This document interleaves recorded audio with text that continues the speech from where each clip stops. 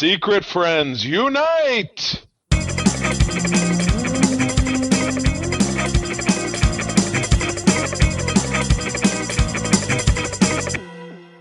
One. Welcome to the Secret Friends Unite podcast, episode 507. This is your guide to the geek side, and this is also the year of 2025. I am Todd Oxtra, joining you from Minnesota, home of the future, hopefully, NFC North champs and the number one seed. Joined by Charlie Carden, living the life in Michigan. I'm dancing. Want to point out, watching us on YouTube, it's Hoth Day here because it is so cold in the Midwest. Not as cold here in Michigan as it obviously is in Minnesota, but Echo Base, Rebel Alliance, plus 2025 is the year of rebellion for me, if you catch my drift. But yes, we're here. We're excited. And we have a guest, Todd, who's your friend, our friend. Yeah, and it's nice to finally have LeRon Dawkins on. He's from the Boss Rush Network, which is having a big day coming up with the Bossies. Charlie and I are both going to be presenting along with Mark, so it's very exciting. And LeRon, you'll have to remind me, I know we know of each other. I don't know if I think we might have podcasted once together. And I'm like, oh, we should have you on. And that was probably like 3 years ago. You guessed it on the Boss Rush podcast. I cannot remember which specific episode, so please forgive me. It's been many moons ago and stuff like that. But we had a false start, last year with me trying to be a guest on here. I'm finally here. Finally, welcome. It's so great to have. We're close knit with Corey for many years. We actually met Ed in person, which was kind of crazy, and we've had a lot of the other team members on. So it's great to have Ed you on as well. Yeah, he is. He's still doing his thing. We did karaoke with Ed in Chicago. Was it 3 or 4 years ago? It was. So Ed karaoke a song I don't think you're supposed to karaoke because it didn't go there's certain songs you just don't karaoke because they don't translate well to it's got to be like a song people know. But if you pick something from the vault and it's 5 minutes long, not a good pick. So Ed needs some help. It's all about crowd work. But at any rate, very exciting. We're talking about 2025 today. Todd, but before doing this, we always ask for new guests. We always ask their geek origin story. Excellent. Am I frozen again?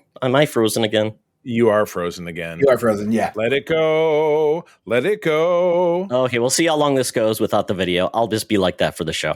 That's fine. Okay, very good. Well, whenever I'm not around and Mark has to sub me in, he just uses a stock photo. You mean you're familiar. But anyway, all right. From beyond. Well, we'll continue. We'll continue. But LeRon, tell us about how you got into this.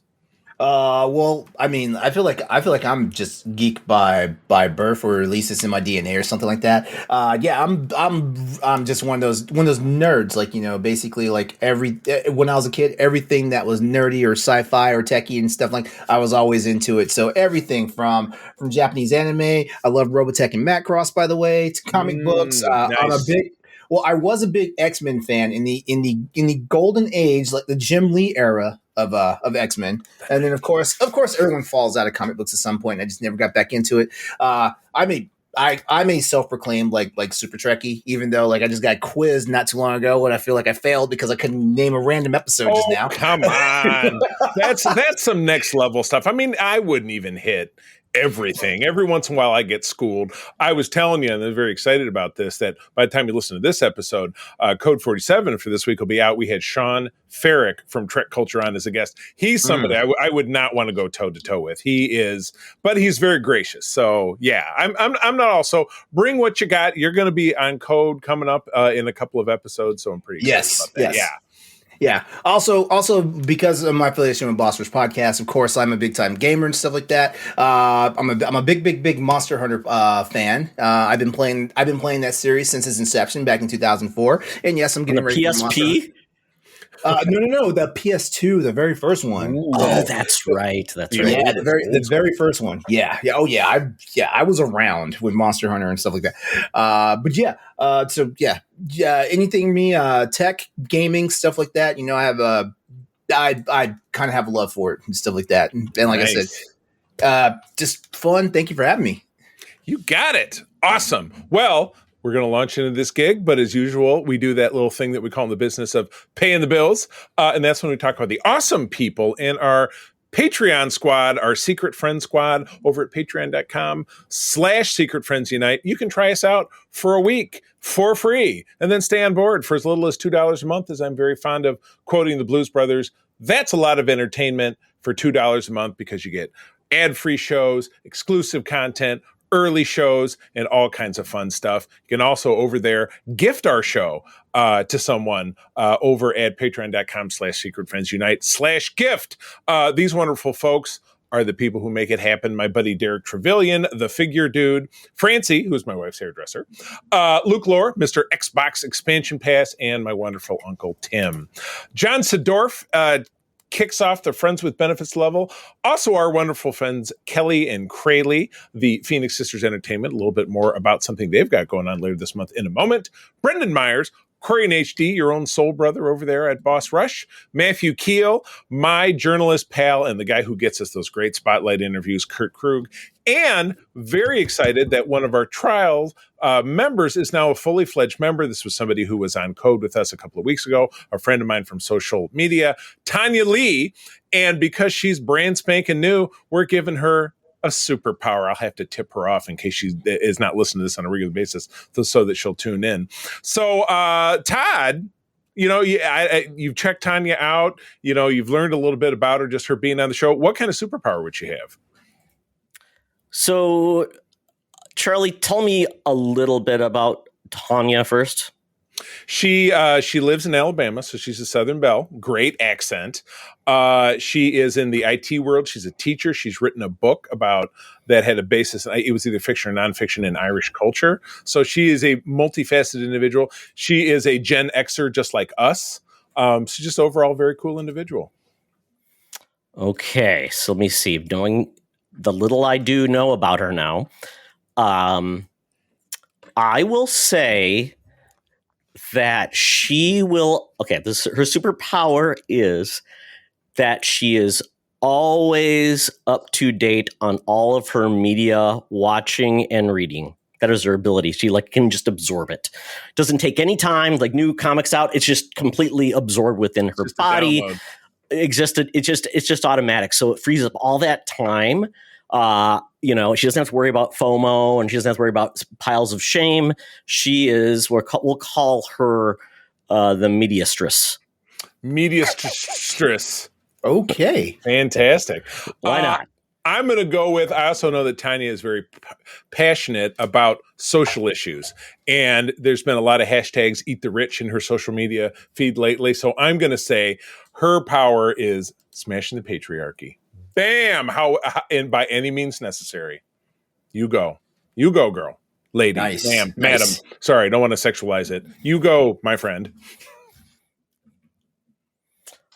I'm trying to figure out how that would work. Because if she does that, then well, Todd, are we just getting like the Barbie world? I mean, are we doing that? I mean, I'm just trying to figure it all out. You and I are part of the problem. That's why. Now, does LeRon get a stab? I don't know. I don't know. Well, I was going to say just the last thing on yours, Charlie. If you read Why the Last Man, getting rid of the dudes doesn't always make things better. I wouldn't say getting rid of the dudes. That's a little extreme. But smash the patriarchy. Bring equality to the masses. I love it. I don't know. Are we going to give LeRon a stab? LeRon? LeRon always gets. Yeah, the guest always gets to choose a superpower. Yeah. Oh, I get to choose one. Oh, yeah. Ooh. It's a wonderful world of thinking on your feet. Oh man. Oh, it's superpower. Oh God. Why? Why would you do that? Because it's fun. I'm going to blame Todd. I will plead the fifth. I don't want to take too long, and I don't want to have it filled with dead air. Crap.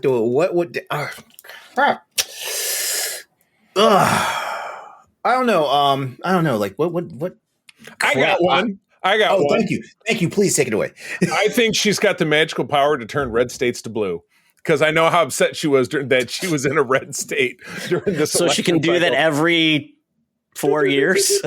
Yeah, exactly. Wait, did Alabama go blue? No, it's red, but she's blue.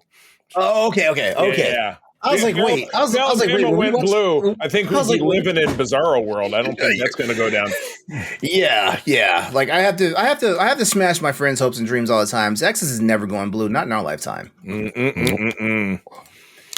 Wild. All right. Well, without further ado, if we didn't have these folks, we wouldn't have a Patreon. That is the awesome Nias family out there in the Twin City. Sean, Stella, and Henry. Todd, I understand that you and Sean are back online with the fantasy football show you've been doing, yeah? Yep, we wrapped our basically ending our season, but we're getting together. We're actually on a mega cast on Friday. Going to be breaking down the playoffs and coming up with a game to play for fantasy football with the playoffs. So that'll be out there, hopefully up by Saturday. So if you're a fantasy football fan or NFL fan, yeah, check that out. Good deal. Well, Todd, we've got a little bit more. We did this last week talking about something Kelly's working on. So take it away. Yeah, so Kelly is really big in giving back. One of the things she does is the Multiverse Fundraiser. It's a virtual con, author, and charity fundraiser all rolled into one package. This year, they've teamed up with Comic Books for Kids, a charity providing child-friendly comic books to children in hospitals and cancer centers across the U.S. to raise funds for their cause.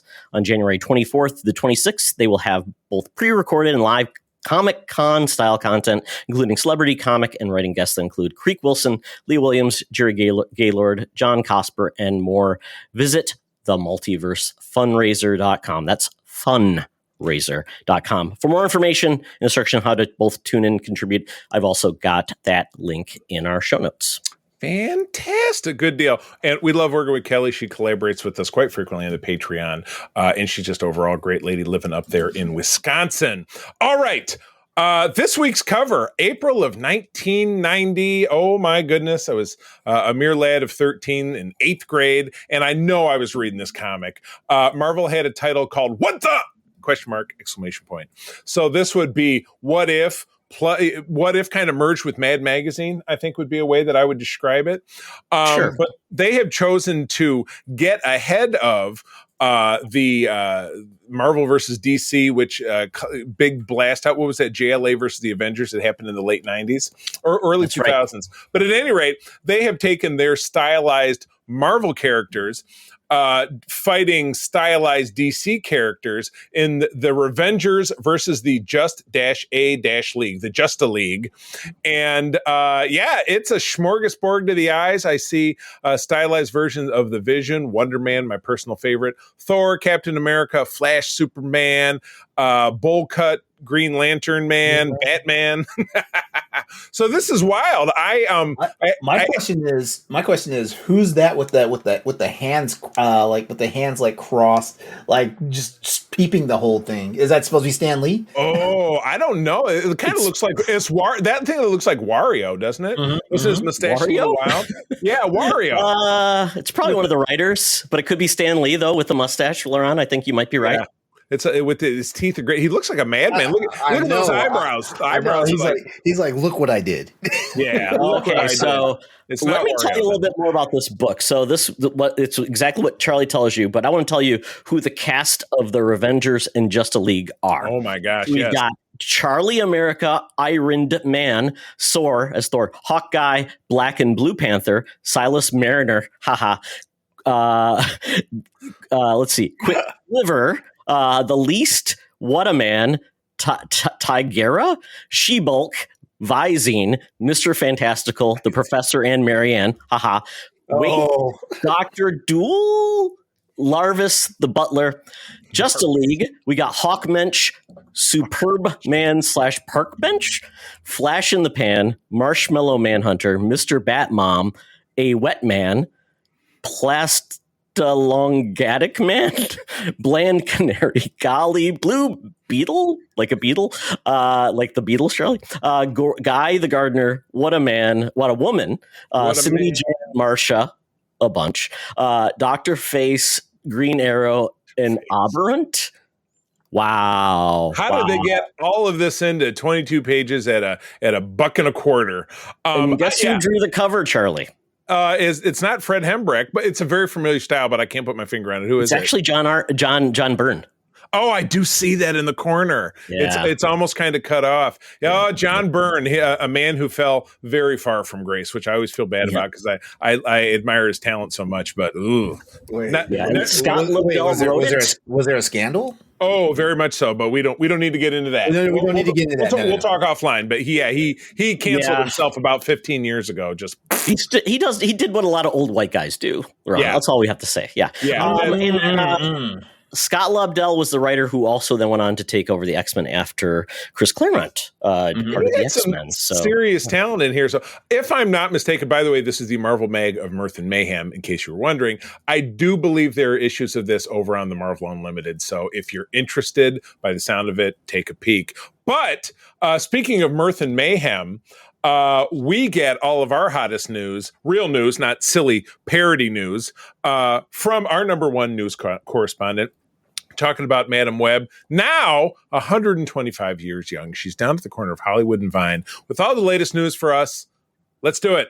Now it's time for Madam Web's rumors and news. Take it away, boys. Thank you, Madam Web. Welcome to 2025, Madam Web. We are joined by a new face. LeRon is here. Just remember, Madam Web, you always get nervous when there's new faces, especially gentlemen. Look, don't touch. And she has a thing for, as we start calling ourselves like silver foxes, LeRon, we get a little salt and pepper in. So she's only 125, though. So I don't know. I don't know. It's, it's not that far off, I like more mature ladies. I do. No? There you go. They don't get much more mature than that. Just be aware, though. She lives in her van. She always brings her laundry with her on dates in case things go well, and then she can use your laundry room. Okay. Oh my goodness. Okay. You can only drink. Oh well. All right. What do you got for us? She brought us the first story this week, which is very interesting because it is not uncommon for people who have been in superhero universes to be many characters. The most common one is probably, Johnny Storm turning into Captain America. How awesome was that? Obviously, different owners of those universes, but, Chris Evans was able to play both those parts. Now we've got the same thing happening in DC where Jason Momoa, playing Arthur Curry as Aquaman in the Snyderverse, will now be I would say, the character he was probably meant to play, and that is the main man, Lobo. Lobo is considerably one of those comedic dark characters from the 80s. He was taken from the original Omega Man comic and kind of made into a parody type character. He did a lot of one-offs where we were over the top, violent, sexual, weird. He was Keith Giffen. Would you say it's like Deadpool? Would you like kind of like Deadpool? Yeah. In a lot of ways, they're very similar and kind of like goofy, but and Lobo's kind of over time has just kind of changed himself. There's a lot of great Lobo comics, and Jason Momoa has always said that that's the character he loves the most, and he always wanted to play. So James Gunn does not let any previous actors not get work because of whatever they've done in the past. So he is coming on to do this. Now he will be in the Supergirl movie, Supergirl Woman of Tomorrow, which Charlie and I both read, which was an amazing comic about Supergirl. So it's really awesome that Supergirl will be a main part of the DC universe going forward. And the fact that Lobo's showing up will be a lot of fun seeing Supergirl kick the loving tar out of kind of a sexist dude, old school dude. So I love this. He's kind of like the Duke Nukem of the DC universe. He looks a bit like Wolverine crossed with Deadpool, crossed with like Ashy Larry from the Chappelle Show. He's so look at him, right? He rides a bike. He rides like a hog. I was not expecting Ashy Larry. I was not expecting that. Well, you know what? Expect the unexpected. He's got a hook chain. He's almost like Kratos in God of War because he's got that very albino look. I'm over here looking at it now, and I can't unsee it now. I think I broke our guest. I apologize. And then we have to put the Chappelle quote. You got any of them? Yeah. You got any of them Lobos? Tyrone Bigham. So here we go. So we are getting this Supergirl Woman of Tomorrow movie is going to obviously star Millie Alcock, who was basically play the young version of I'm trying to remember her name in House of Dragons. I can't remember the characters. The blonde one. She played the young version of the blonde one. Yep. Greg Gillespie is going to direct this movie. Matthias Schoenart is going to play the villain Krem, who was created for the comic. And then Eve Ridley from Three Body Problem will play Ruthie Marinol, who is kind of like her counterpart that Supergirl teamed up with. So this is pretty cool. I'm excited for this. And this movie is supposed to be in theaters June 2026. And I like that the fact that we'll have a little bit of a comedic part to it with Lobo and not just be all serious. So I like that with James Gunn. He's playing with us. Yeah, the script is apparently in the works. Or done. And this is based on a comic book we all know and love. So with that, LeRon, Charlie and Alf are very familiar with the comic, all those things. When you see all this stuff with Momoa coming in, what do you think? Honestly, I feel like Momoa is probably one of the best gets that could be for Lobo, in all seriousness. Because like if you look at him, like not saying that his performance as Aquaman was bad or terrible or anything. It just, I don't know, it just didn't really seem to fit. Like the guy is a free soul and like, one of those spirits and stuff like that. So he did a nice infusion of like his own personality into the Arthur Curry character, stuff like that. But I don't know, like. Maybe it's because, like, the JLU cartoon just, like, really spoiled me on how Aquaman is supposed to be and stuff like that. So it's always been one of those things. I look at him like, okay, cool, but, could it be? Stuff like that. But him being Lobo and, just looking at his pedigree from, of course, Khal Drogo and Game of Thrones, the first 2 seasons of C, which, did that get canceled? I don't know. Apple TV Plus, you can check it out right now. It's free this weekend. Yeah. But seeing him as characters like that, stuff from vagabonds to bandits and stuff like that. This is perfect for him, and I feel like also he fits the body type for Lobo. It's tough for me to disengage from the Super Friends. Basically, I see Aquaman as kind of a thinly-ish, minor muscular build blonde guy. But the other end of it is we had a pre-Reacher Alan, what the hell's the guy's name who plays Reacher? Alan Richman. In Smallville, where he was not quite so Ripley. So I kind of picture him like that, not like Momoa, where he's like, stocky dude, the brick S house, if you prefer, you know what I mean? Just really built like who knows what. Honestly, like Momoa would be perfect casting for 2018 Kratos from God of War. He'd be perfect casting. You go. Absolutely, yeah. It's funny. I think isn't that one of those video game movies that they already tried to make and it flopped? Or no. Okay. Wait. They have an HBO series coming out from Ron D. Moore. That's right. Then it'll be fantastic because that man can do no wrong. He is my hero. I think Momoa was cast as Aquaman because Snyder just wanted to make Aquaman so like different than everybody's preconceived notions. Like, look what I did to Aquaman. I made him cool. Exactly. And it was a game of one-upmanship, and we all saw how that worked out for Snyder. He just I don't know. Like, I don't know when we hear Snyder say stuff like "I made him cool." Like, Aquaman hasn't been our dad's Aquaman. By the time we started reading comics and stuff like that, Aquaman became a cool ass character, and he definitely became cool when all of a sudden the trident was his hand. Very 90s with the gritty hair. David wrote that comic. There was another cool series where he wore like this really amazing blue like camouflage suit that was awesome for the ocean. So he has been pretty much a real character since like probably mid 80s. But then again, I can understand why there's a conception that, come on, like the guy tossed a fish. I can understand that. I can understand that. Always mocked for it. Always mocked for it. So, that's cool. And it's crazy to think that this is you're so gun shy by things like Star Wars. Like, we're going to make movies with. This is a movie that is coming out next year. Now that it's 2025, we can say that. So this is happening, and this is very exciting. So cool. More on this as it develops. I'll move us right along. I will admit I dropped a couple of rumors in here because I couldn't find a lot of other hardcore news going on. But I did read this earlier this week. Industry Scooper via comic book movie. Okay, relatively, I guess, reputable, so to speak, is casting word that a Ghost Rider series could be in development over at Disney Plus, possibly leading into the anti-hero Midnight Suns film or spawning off from that. So Todd is famously not a fan of Agents of S.H.I.E.L.D. My wife loved it, which means we've seen every episode. They had a character arc of a version of Ghost Rider, the Robbie Reyes version, in, I don't know, it was which season. And actually, I'm trying to remember correctly, they also had a cameo from the classic Johnny Blaze with the big flaming skull and the big leather jacket, which is pretty much how I see the character as it appears at the top of this page. So, LeRon has a question. Yeah, I was going to say, LeRon, oh, look at that. He's actually using the question hand, whatever. Bro, speak to me.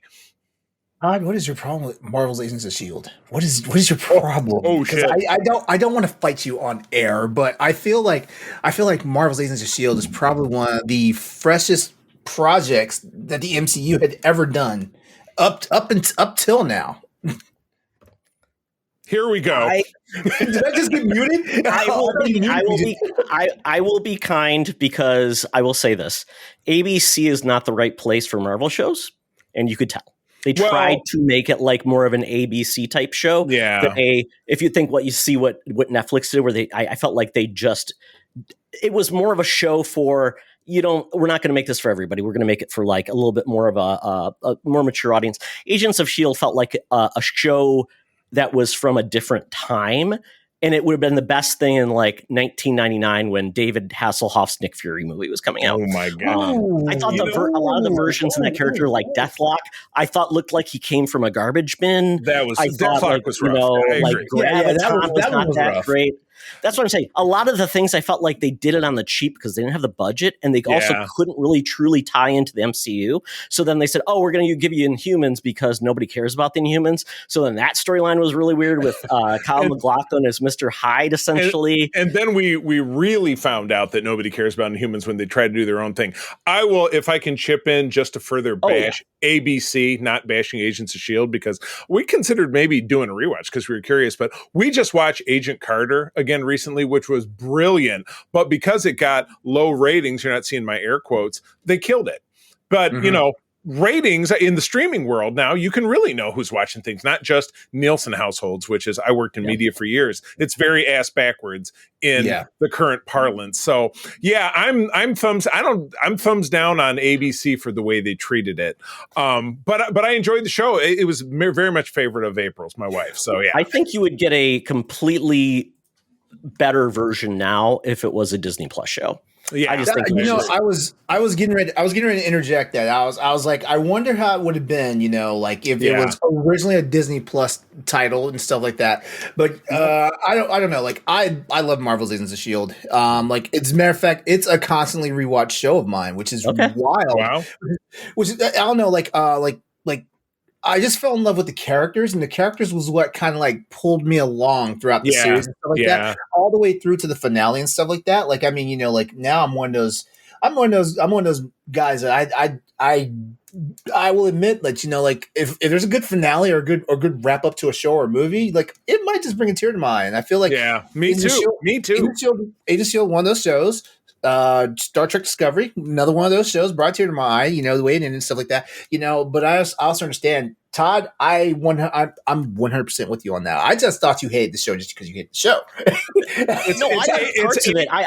was in and out of the show, and I'm like, okay, they're going this route. I didn't care for that Inhuman storyline. I did like how they handled Ghost Rider. I thought that was pretty good. I was going to say that show like grew its own like legs, like cojones and everything when season 4 happened.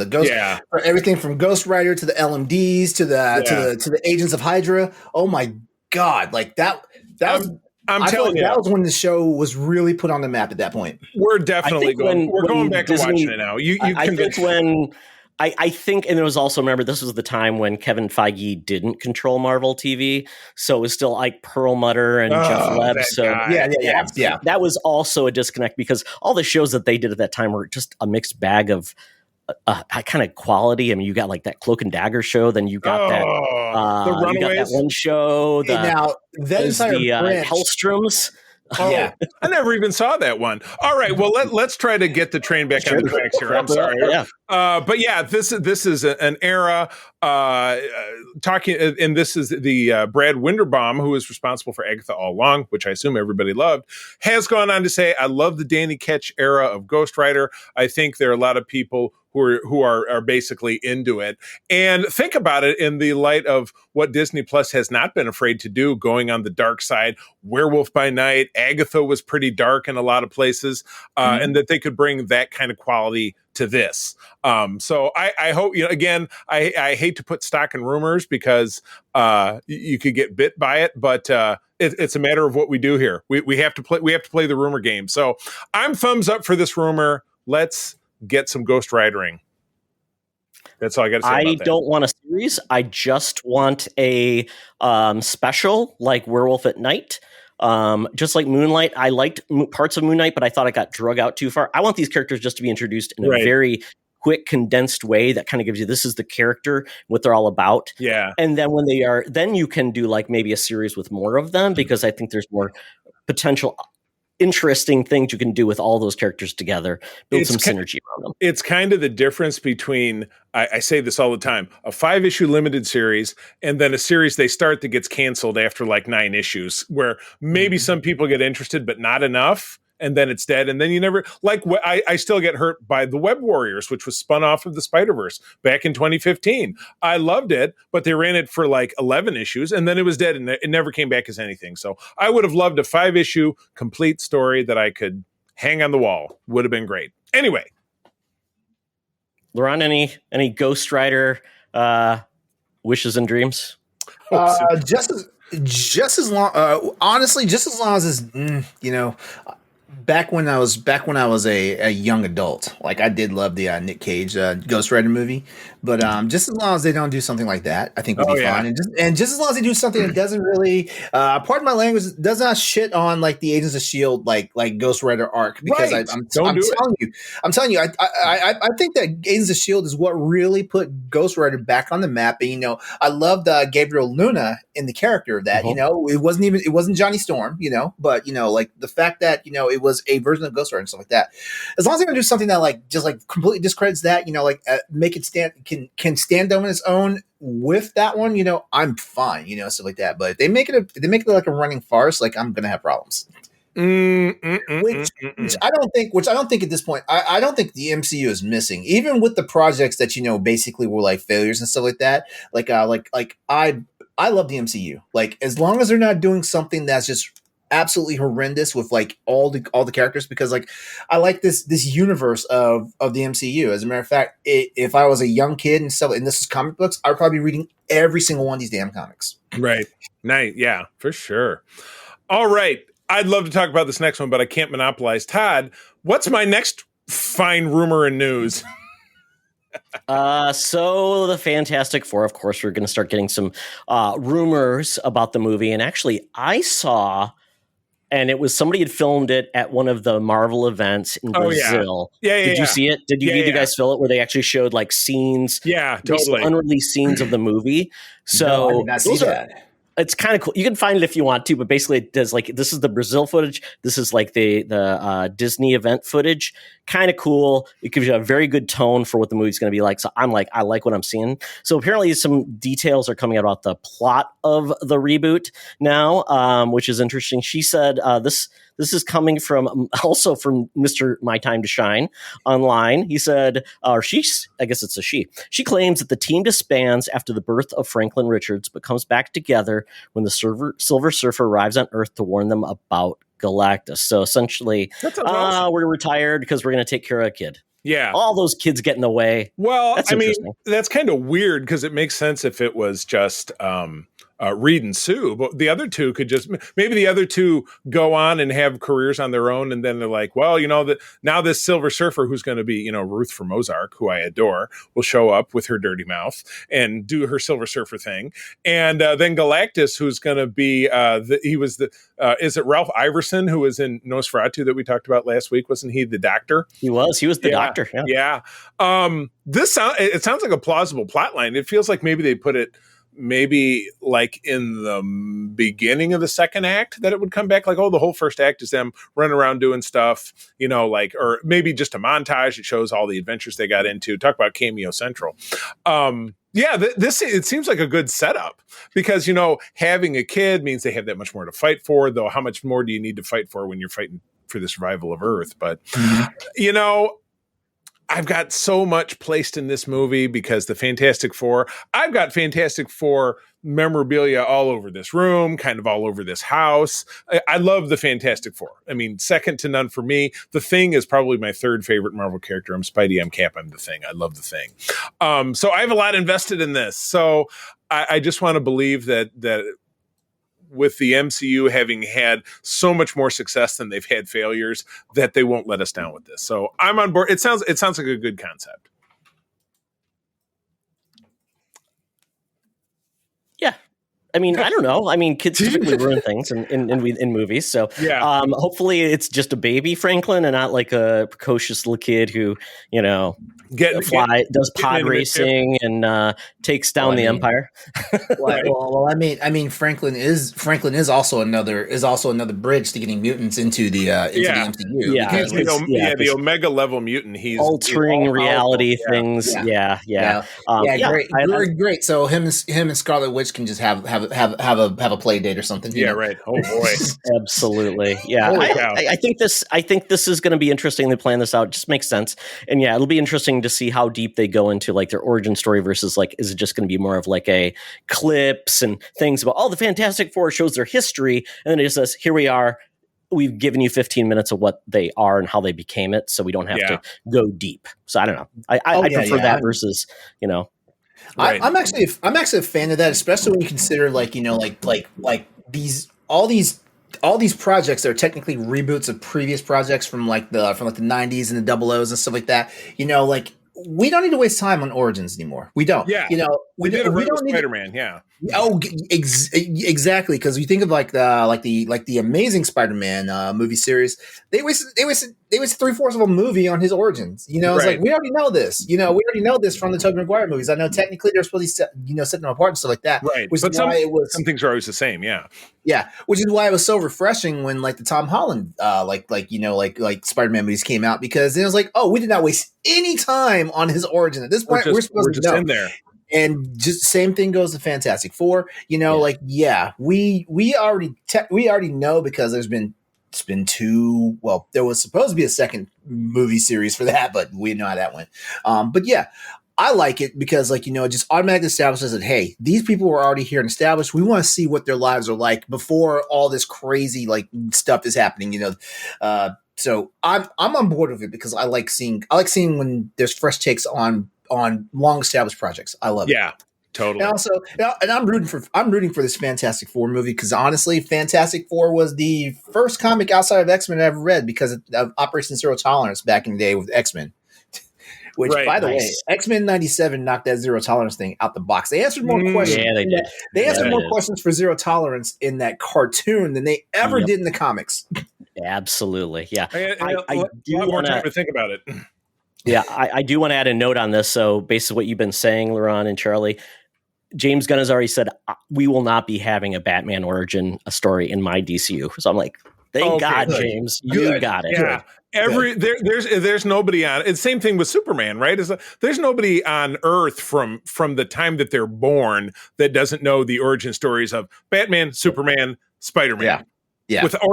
In these days, Captain America, because it's become so much more famous. But exactly. those are the top three that I think there's no one who's ever been within a 10-foot radius of a comic book that hasn't absorbed that information. So absolutely. All right, moving on. I have a fun story.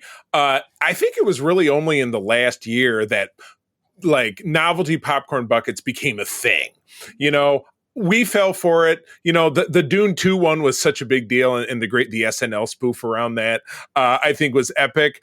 April and I picked up the Ecto 1, which was fun because it lit up and stuff. We never actually used it for popcorn. It was just a collectible. And then we got the cab from Deadpool. Those are both in my dining room, so they're, and then when it came to more and more, we just said, we got to stop. We can't do anymore. Well, now, what I'm seeing is a cool blue helmet with a red visor for Captain America, Brave New World going on, Sam Wilson, because we know he goes supersonic in this movie. You've seen it in the trailers, that he becomes like a Cap, Falcon, Iron Man. And I'm just not going to be able to put, I think, here's what I'm going to say. I think this one will go right here. I have a helmet hole right here. I think it's going to go right here to my right. because I moved things down, I created an extra space for a helmet because I added all this other stuff behind me. So I have more space. So I think that's where this is going to go. Charlie, so you had to fill your holes? I'm not touching that with the 10-foot pole. Yeah, Todd, did you end up picking up something last year, didn't you? No popcorn buckets for me. I get like the cup. If You it's get like the a cup. cup because I'm getting soda, that's about so you it. didn't get the Alien Romulus, like Alien Cranium? They had No. They had one for Gladiator that was the helmet that at my theater they had a little post note at the bottom, "Do not put on," because I'm sure people were had like, a Coliseum. Yeah, I think they had a I saw that Coliseum one too. What about you, LeRon? Where do you land with collectible popcorn buckets? They're intriguing, but not for me. Like I have enough going on just trying to collect Legos. Right. What a tough row to hoe that is. Especially when we talked about this on Code, Sean brought it up that Lego might be turning out an Enterprise D from Star Trek before the end of the year. Wrong Enterprise for me. It's the Enterprise E. It's the Enterprise E. Oh, I think the D has more notoriety. I'm just glad it's not the original. D has more notoriety for sure. I'm very sick of looking at stuff from TOS because you guys like you and I grew up on TNG, right? We were that right age. So anyway, I will probably commit to buying this. Again, I'm super scared of this movie, just like I was scared of the Indiana Jones movie. And it turns out I was right to be scared because there's been a lot of like, oh, the test screening came back and people were blah, blah, blah, blah, blah. But I'm still excited for it because it's Captain America. So I'll get the bucket. You got me on that one. That's all I got to say about that. Todd, no more bucket thoughts for you? What would it take for Todd to buy a bucket? Like, what's the franchise that's got to drop for it to be? I can't resist. Jeez, that's a hard one because there was a Deadpool Wolverine one. Right, that one was pretty cool actually. They have if that Masters of the Universe movie is coming out and they have a Skeletor head, I'll get a Skeletor. Okay. Oh my! I'll do it. I'll do it too. We'll get them. We'll be and we'll sit here this week with them, like that week with them, like on our shoulder. We'll have them in the frame so you can definitely see it. Sure. Good deal. What about you, LeRon? Anything the only thing that's gonna make me like actually like consider getting it is like anything Star Trek related. And right now, like Star Trek is not happening in motion picture format. But anything Star Trek related, if it's something super cool, because like I always like the little small stuff like comm badges or like communication. Like that. It's going to be the shuttle. It's going to be the shuttle. Yeah. Well, you know what it'll be? It'll be that iconic Spock helmet, which was a toy in the 70s. I'm sure you've seen it. Oh, my God. If we give J.J. Abrams one more shot at it, it probably will be like one of those like the EVA helmets, because he always likes to do the extra vehicular stuff. Space flight and lens flares. All right. Well, that's the end of the news. It's time to get down to the place where all of the fun stuff happens. That's down there at the Geek Easy, recently rehabilitated for 2025, so it's not the gnarly scug hole it used to be. And we even get to take an Uber X to get there. Pulls up, we're all hopping in the car. He's got Sirius XM on. See, we've upgraded because I listened to this advertisement. Hey, Secret Friends Unite, let me tell you about Zencastr.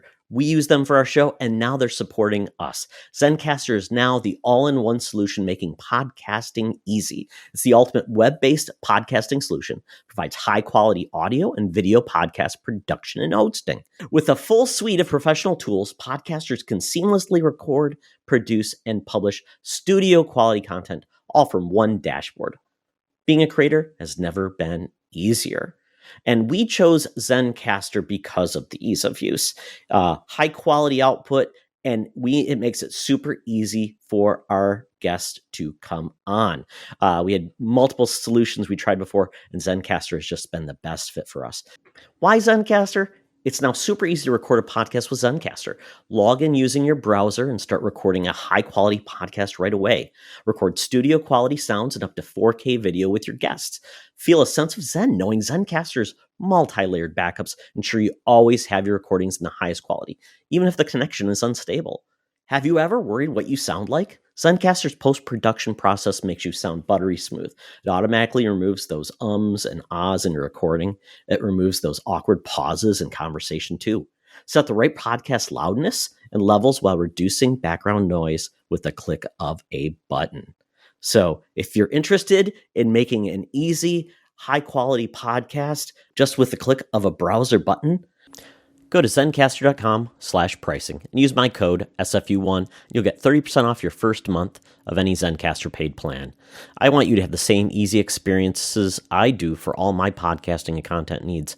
It's time to share your story. Now back to the show. Talk nerdy to me. Talk nerdy to me. We're sitting in the Geek Easy, cover bands playing, drinks are poured, and we are ready to get our nerd on. So, Yes, sir. LeRon, what have you been nerding out about? Okay, so you guys gotta forgive me because I'm not checking anything out current, but I am playing catch up. And over the Christmas break, I caught up on two series that, one's a series and apparently one's just a season because apparently news broke that it's getting a second season. So the series was The Brother's Son from Netflix because I'm a big Michelle Yeoh fan. Like, I mean, like she can do no wrong, especially right now. Oh yeah. Yeah. I enjoyed it. 8 episodes, standard format. I enjoyed it. It definitely ends on like an ambiguous cliffhanger, but I feel like if anyone missed out on seeing The Brother's Son on Netflix, and I think it's still, I believe it's not in any threat of being removed from the servers right now. So yeah, like get a chance, go see it, stuff like that. You guys are going to love it. Like it's just one of those stories that it's not hokey in any way. It's funny, it's action packed, and there's a lot of good stuff going on. And yeah, Michelle Yeoh, never a dull performance from her. Nice. Is that like a crime drama? Like it's a family that are involved in crime? It deals with the Chinese triads and the syndicates. Ooh. Okay, there you go, mafia. Yeah, Intrigue. I love it. And it's called The Brother's Son because it's the brothers are taking over, The are son? vying for leadership or something. Or? Okay, I can tell you guys this without giving any spoilers away. Their family name is Sun, S-U-N. Okay, yep. So and they're two brothers. They're both separated because of family circumstances. Like the brothers have not seen each other in over a decade and stuff like that. And something goes down that brings them back together, for this situation. And like I said, hilarity ensues, but it's a good show. It's really serious. It's got the comedic elements that keeps it lighthearted and paced. Nice, sweet. Yeah. Then the other show that I was watching is a carryover that happened in June of 23. Hijack of Idris Elba. I actually watched that entire season, and at the time, I thought it was just going to be a one-off until I looked it up and saw that apparently it's getting a second season order, and I was like, okay, how are they going to do this? But yeah, basically Idris Elba, he's playing a character, I forget the character's name, but he's basically catching a flight from one of the Middle Eastern countries, heading back to the UK, and of course, the name of the show implies the plane gets hijacked. What? And, Never saw it. I thought it was just a greeting, like hijack. Yeah. But here's the thing about it. Like, there were so many twists and turns and stuff going on. And there's one of those situations, I'm pretty sure, the average person has thought about, post 9/11, what would we do if we're on a plane that's getting hijacked? What would we as passengers do and stuff like that? There's a lot of twists and turns. There's a lot of stuff that keeps everything going fresh. This was a 9-episode series, and what I thought was really great that kept me in the audience on my toes is that the hijackers did not give their demands until episode 7. 6 or 7, I want to say somewhere around there. So that right there, because I feel like sometimes they give the demands away too early in the series that people lose interest in watching the show. But yeah, that was good. Yeah, I would definitely recommend, especially like given that there's season 2 coming. Definitely check it out before season 2 drops and stuff like that. Both of those I can honestly recommend. Like I wish Brother Soon would get a second season. Of course, Netflix canceled that before like the numbers really came in and stuff like that. But you know what? They probably canceled because they know Michelle Yeoh is too damn busy. Right. Exactly. Yeah. They were lucky to get in that Section 31 movie. They didn't think it was going to happen because I know. It was supposed to be a series. Like, I mean, y'all dragged your feet on that one. Y'all let her get too big. And the sad part is she's been in movies since like for 40 years now. Like, damn. Oh yeah. Yeah. And she was also in Wicked 2, which obviously that money's not getting any leaner, and she will be also in the second part. So yeah. Fantastic, man. Well, talking about a series that I have been wanting to finalize and finish, and that is The Penguin. Finally watched it. Keep it light, because I gotta watch it. I gotta watch it. Same. It's so amazing. It's basically Sopranos. In Gotham, the characters are amazing. Christina Milioti, I think Minotti. No, you got it, Milioti. She's amazing. She is a standout character. There's another character in it that is also, it's basically, I don't want to give it away too much, but basically it's a character that's very close to the Penguin, is amazing as well.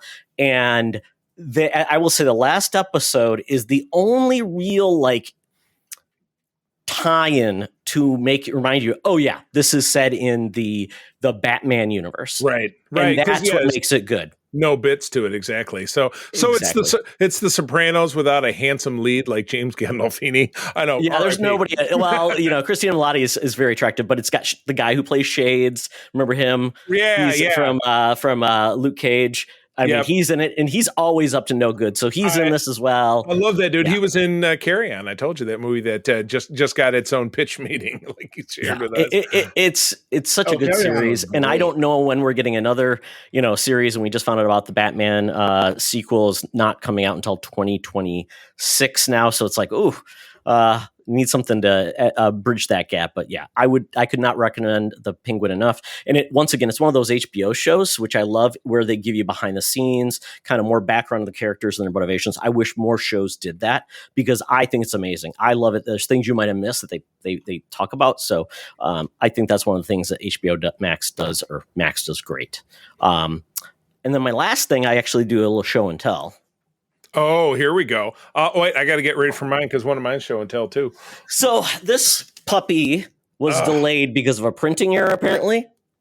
And you haven't even opened it? That's how thick it is. No, I haven't opened it yet. I'm gonna do that when I'm ready for it. But this is the DC versus Marvel Amalgam Age Omnibus. So for not everybody who doesn't know this, but basically after there was a camaraderie with DC and Marvel at a certain time in the 90s where they short-lived when they were both all going of bankrupt. These series. Yeah. They did a bunch of series. They did All Access. They did Marvel versus DC, and then they also did a cool thing called the Amalgam universe, which is basically everything got mashed up between DC and Marvel. So you got all these amazing characters and mashup versions, and some were good, some were bad. Nothing about it, but I mean, it was amazing. I mean, characters like Speed Demon, which was Ghost Rider plus Flash, Dr. Doomsday, obviously, the Four-Armed Thing, which is weird, Beastling. So it was, and they had made titles, and they were just only one issue. So those have been out completely, just like all these other books. Yeah, and Super Captain, and like Spider Boy. Spider Boy was one of them. I had that. Or it was Dark Claw. Yeah. A lot of great characters. So these have been out of print, hard to get. They are never probably going to come back and print again unless they're in some type of thing. These have been out of print for like 30 years. So I had to pick it up. It's not cheap. I think it's like $1.25, isn't it? Something like that. But because these are limited edition, they're not going to reprint them. Yeah. If you have missed out, I would recommend getting them ASAP. I think this is actually sold out now on Amazon. So you'll have to find it elsewhere. And it's probably scalped, to be sold later. So there's also the other one, which is out, which I believe Sean Nias got. I don't know, Charlie, if you did or not, which is just the DC Marvel crossovers. I had both of them pre-ordered and then I nixed it because, I was trying to watch my nickels during the last year. But naturally, these are not available digitally. I'm sure there's no hope. Well, if you know a guy. Yeah, if you know a guy, I'll get you to sit and photocopy them for me. Well, I have a similar story that I'll get to after I talk about this Hulu movie that we watched. It's so weird when this adult content stuff, you can watch it on Hulu or Disney Plus because they've globbed together. But adult content sounds a little different than it sounds a little iffy. Adult but entertainment. I didn't say entertainment. I said yes, adult situations. But yeah, April and I play. We play, streamer roulette. Usually, a lot of weeknights we don't have a show to watch. So we're like, all right, what are we picking tonight? We picked Hulu and just skimming through, and found this movie that came out direct to streaming last summer called Mother's Instinct. Kind of an interesting concept, and you find out closer to the end why they made it more of a period piece. But it's about 1962 in an undisclosed location in the United States of America. You've got two couples living side by side that each have a son who is about the same age, we'll say 10, and it's you can tell it's the 60s because people are working their asses off smoking cigarettes. Like when they're dancing, the couples are dancing. Swear to God, you could have seen two cigarettes. And everybody's drinking and this and that. But the mothers are played by Jessica Chastain and I'm going to draw a blank. Anne Hathaway. And Jessica Anne Hathaway's husband is played by Josh Charles, and then the other husband is a guy I didn't know who he was. And there's a tragedy that befalls Anne Hathaway's family. Won't get into it, but it's pivotal to the plot. And these two ladies are super duper close, but the tragedy starts to break them apart to the point that Jessica Chastain is becoming very suspicious of Anne Hathaway's behavior. And with good reason. And you feel like this movie is going along a predictable clip. You feel like it's going to end in a way like The Hand That Rocks the Cradle, let's say, though it's not quite that. But the reason that I'm even talking about this at all is that it had a completely unpredictable ending. In a good way? No, not at all. It was not good in the slightest. But it was. I like it. So it goes all apeshit. Todd, I would say watch it. I would say watch it because watch the ending. Yeah, you're right. Watch the last. That would make more sense probably if I just watch it out of context. Watch the last 25 minutes. You're going to be just fine. No, I do like it when a story subverts the expectations because you expect something to be going along and good is going to triumph over evil. I'm not going to tell you what happened, but what I just said, that's not what happens. Do we find out that Anne Hathaway is actually a 85-year-old midget? Or little person. How did that one movie with that? What was her name? What was that movie? Oh, it was. Oh God, I know the movie. I can't think of it. The little adult, the little girl, the orphan. Yeah, the little girl who was actually a 45-year-old woman. She was like the Estonian in The Simpsons. Please check my medic alert bracelet. He was the Hamburglar or the Krusty Burglar. Right. So yeah, I would say go check that out. That one's a lot of fun. And then just like Todd, I got an absurd book, which I was showing off on our Discord yesterday. That's one volume. This is the 4-volume G.I. Joe Compendium. This reprints, and it's beautiful. I mean, look at the spine. That's 1 out of 4, though, right? 1 out of 4, and I have the whole box behind me here, and I can't really show it off, but it's so heavy that I couldn't put it on these wire shelves I had because it would destroy them. So it's sitting on top of my footlocker. But this set, which was a Kickstarter that was done by Image Comics, Skybound, which currently holds the G.I. Joe license, reprints in their entirety the Marvel Comics run between 1982 and about 1990. They have one that pops over 1985, but the series ended in 1994. All 155 issues of the regular series, 30-something issues of G.I. Joe Special Missions, the G.I. Joe Transformers Limited series, and the G.I. Joe Order of Battle, which was basically who's who in G.I. Joe. It came with all these crazy unlocks. I got pins, I got trading cards, I got card art, fold out art. There was more art in the books when you opened it up, a little poster fell out. Stickers. I mean, it was $300. Not gonna lie to you. I hate to throw around dollar amounts because it's not my scene. There were two different editions of it. There was a G.I. Joe and a Cobra, 300 each. I obviously did not get both because I've done the G.I. Joe toy Kickstarters, which I have on the other side of my camera here, of which I can't do anymore because I am now really out of space. This was worth every penny. This is absolutely gorgeous. And I got all the PDFs so I can read it I have to find a good PDF reader, but I can just read the PDFs off my Google Drive if that's really, if I'm on the go. But I mean, I'm a hardcore G.I. Joe guy. You can see it all over here, especially this vintage poster behind me. This was a dream come true. I would love it if I could just read it through Comixology, but we don't always get everything that we want. But this delivered. I absolutely loved it. That's amazing. Yeah. Todd, you still with us? Because you froze. I am. Okay, good. That's all that matters. We're having issues. That's all I'll say. We won't make it too much more complicated. But anyway, that's it for the Geek Easy. Todd, I have my phone out. Hopefully it doesn't catch the bug that your computer has because I opened up my Air Quantus app. It's time to get down to Land Down Under. Hologram Tina and the mutants are waiting for us to talk about 2025. Let's do it. Welcome to another edition of Thunderdome!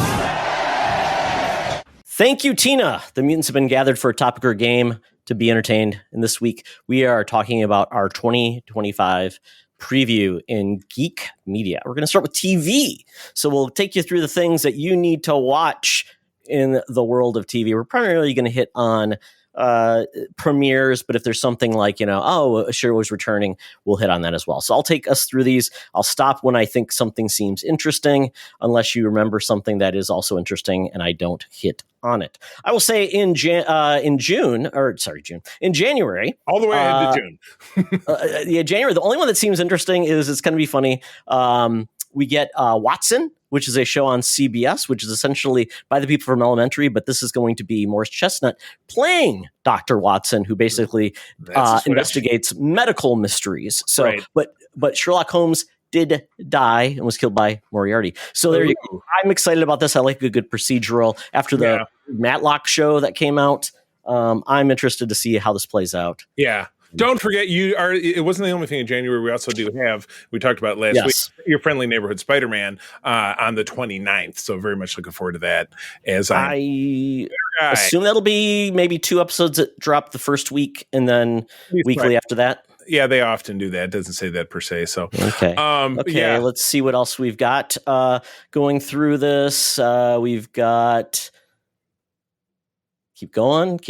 We're into February. Nothing much in February. But we do get to March 4th. We get Daredevil Born Again on Disney+. Hold on. Time out.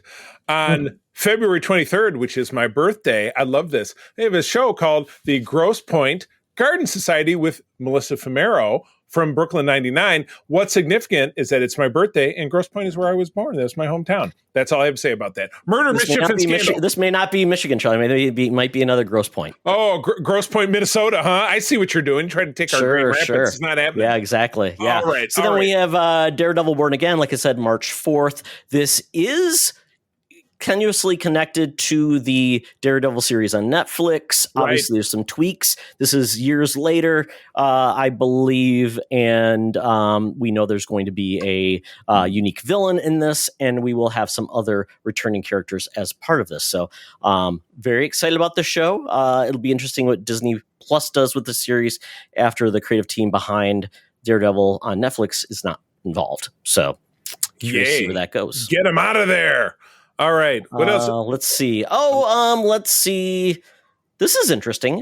In March 26th, we get Side Quest. So this is actually a spin-off of Mythic Quest, a show I really love a lot on Apple TV+.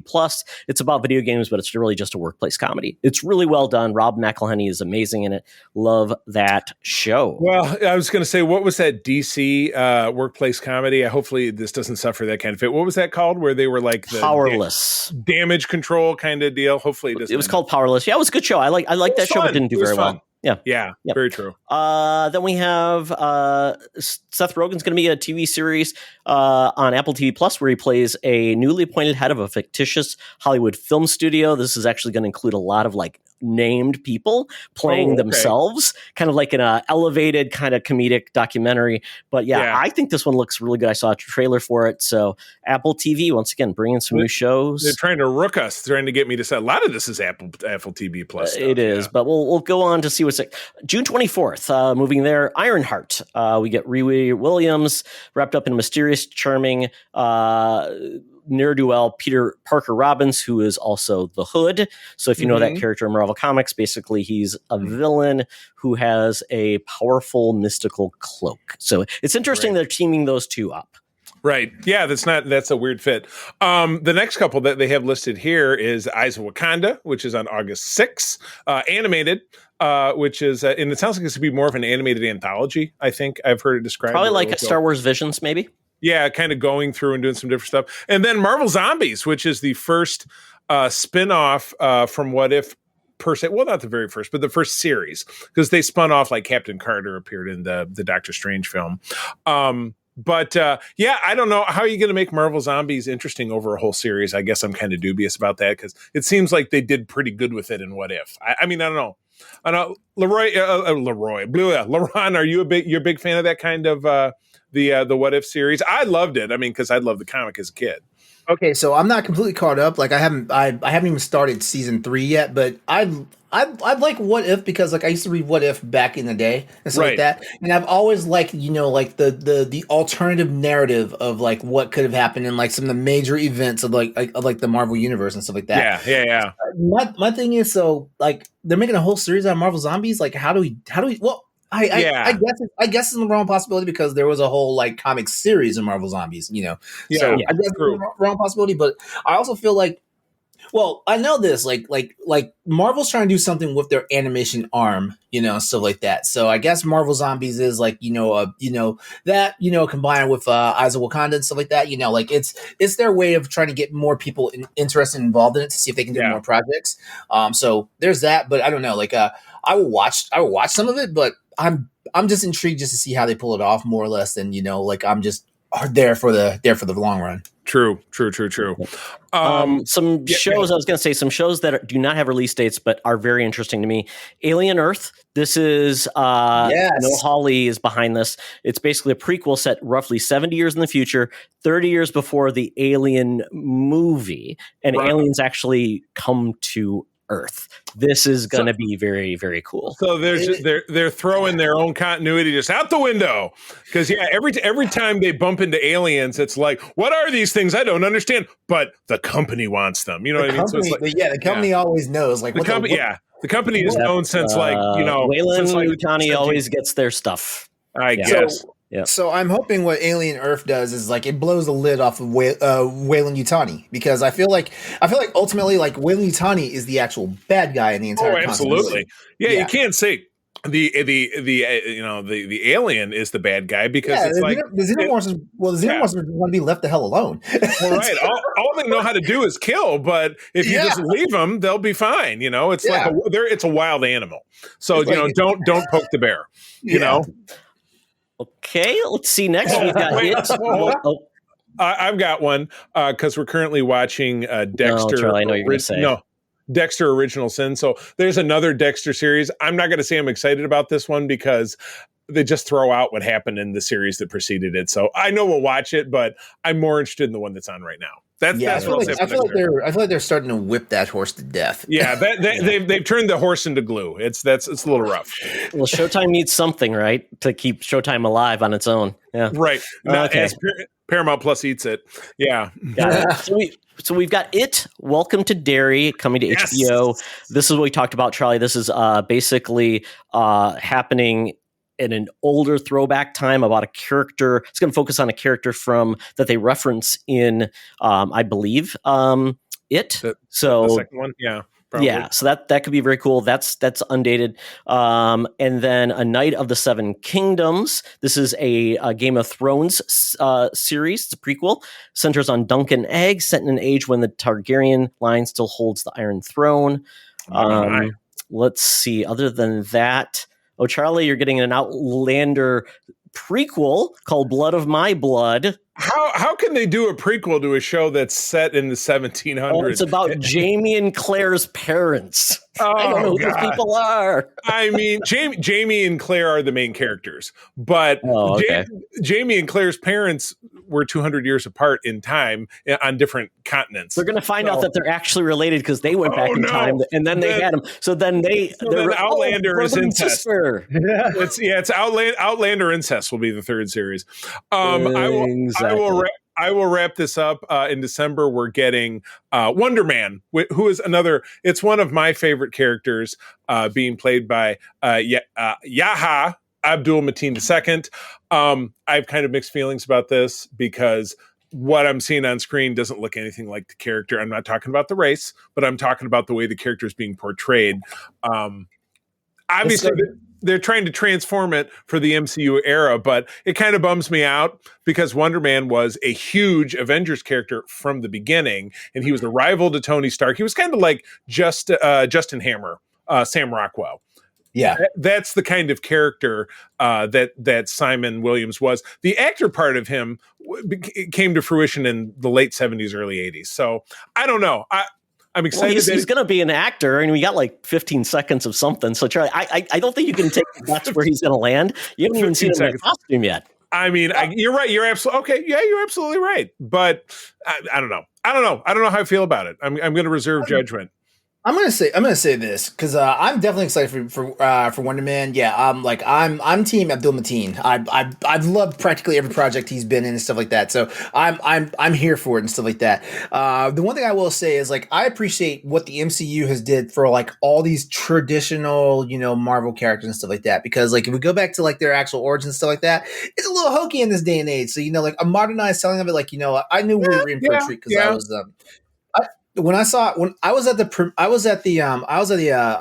special event, like a special viewing for Iron Man, and we didn't even know it was Iron Man, first of all, but we walked in and we saw it, and I was like, this is Iron Man. I was like, okay, what are they going to do with this? And then when I saw like his origin and all that stuff, I was like, oh man, like they're actually making this work in a day and age that we can understand and feel this and stuff like that. So of almost all the projects, especially after seeing what happened with Agatha all along, I trust Wonder Man. I trust it. Okay. All right. I will hold you to that. Okay. We're probably gonna fight about it in 2026. Well, how about this? When that show comes back, LeRon will come back and bless us again to talk about it. Yes, deal. I'm here for it. I'm here for Perfect. it. We'll have a Wonder Man breakdown. We'll see you in a year, LeRon. Uh-oh. Yeah. I love it. Well, the end of this year. All right, let's talk about some movies, Todd. Let's talk about some movies. Let's talk about movies. So, yes, please. I think the number one movie for all people this year is Paddington in Peru, January 17th. Yes. Excellent. It comes out first thing. Well, if I might, we're going to see. I just booked tickets because we got to go see something stupid. So we're seeing the Den of Thieves 2 this week. Well, but yes, Paddington in Peru follows that. But the first genre-ish kind of thing is Wolfman. This is Lee Winnell with Julia. Is Julia Garner the person who? Yeah, it is. It's Ruth from Ozark, the new Silver Surfer, who I was just talking about. I like Wolfman stuff. I'm a fan, so I mean, I'm on board with this. I commend Universal for trying to stick with this with their I forget what it's called. Dark Universe. Dark Universe. Yeah, there you go. Yeah, I commend them because I thought, well, I guess The Invisible Man did a lot compared to what the Mummy did, the Mummy was that was out. Well, we're gonna get a new Mummy that's basically with this crew. So I think they're just gonna rehaul the whole thing and forget the Mummy ever happened. These public domain things they can just keep reinvent. It's like Batman movies, which is not public domain, but it's a fictional character. You can just keep running it through, and it can be 50 different people. So it's all right. All right, Todd, what else we got? in first quarter. Love Hurts. This should be fun. Love Hurts. That's that Lee Kwan or Ki Hu Kwan movie where basically he plays a retail estate agent. You find out that basically he's a badass who his brother is a bad dude and he's got to take him down with Ariana DeBose. I think this looks great to see him kind of do that kind of romantic comedy. Yeah, I'll be in the seat for this one. Yeah, in February. Yeah, definitely. Well, I already talked about Captain America: Brave New World and my reservations, but I'm also super fired up. I mean, this is giving us Harrison Ford, and it's giving us the Red Hulk. Back to spy vibes too. Yeah, kind of like exactly. That trailer definitely makes you feel like it's a Cap and the Winter Soldier, which was the pinnacle of Marvel. Giancarlo Esposito and the Serpent Society, which was very big to Cap titles in the 1980s or in the Mark Gruenwald era. I hope he's got snake hands.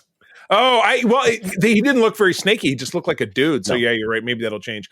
Todd, we've got on Apple TV Plus The Gorge, which we on the 14th. Oh, that looks great. I am so excited about it. Anya Taylor-Joy does in a row.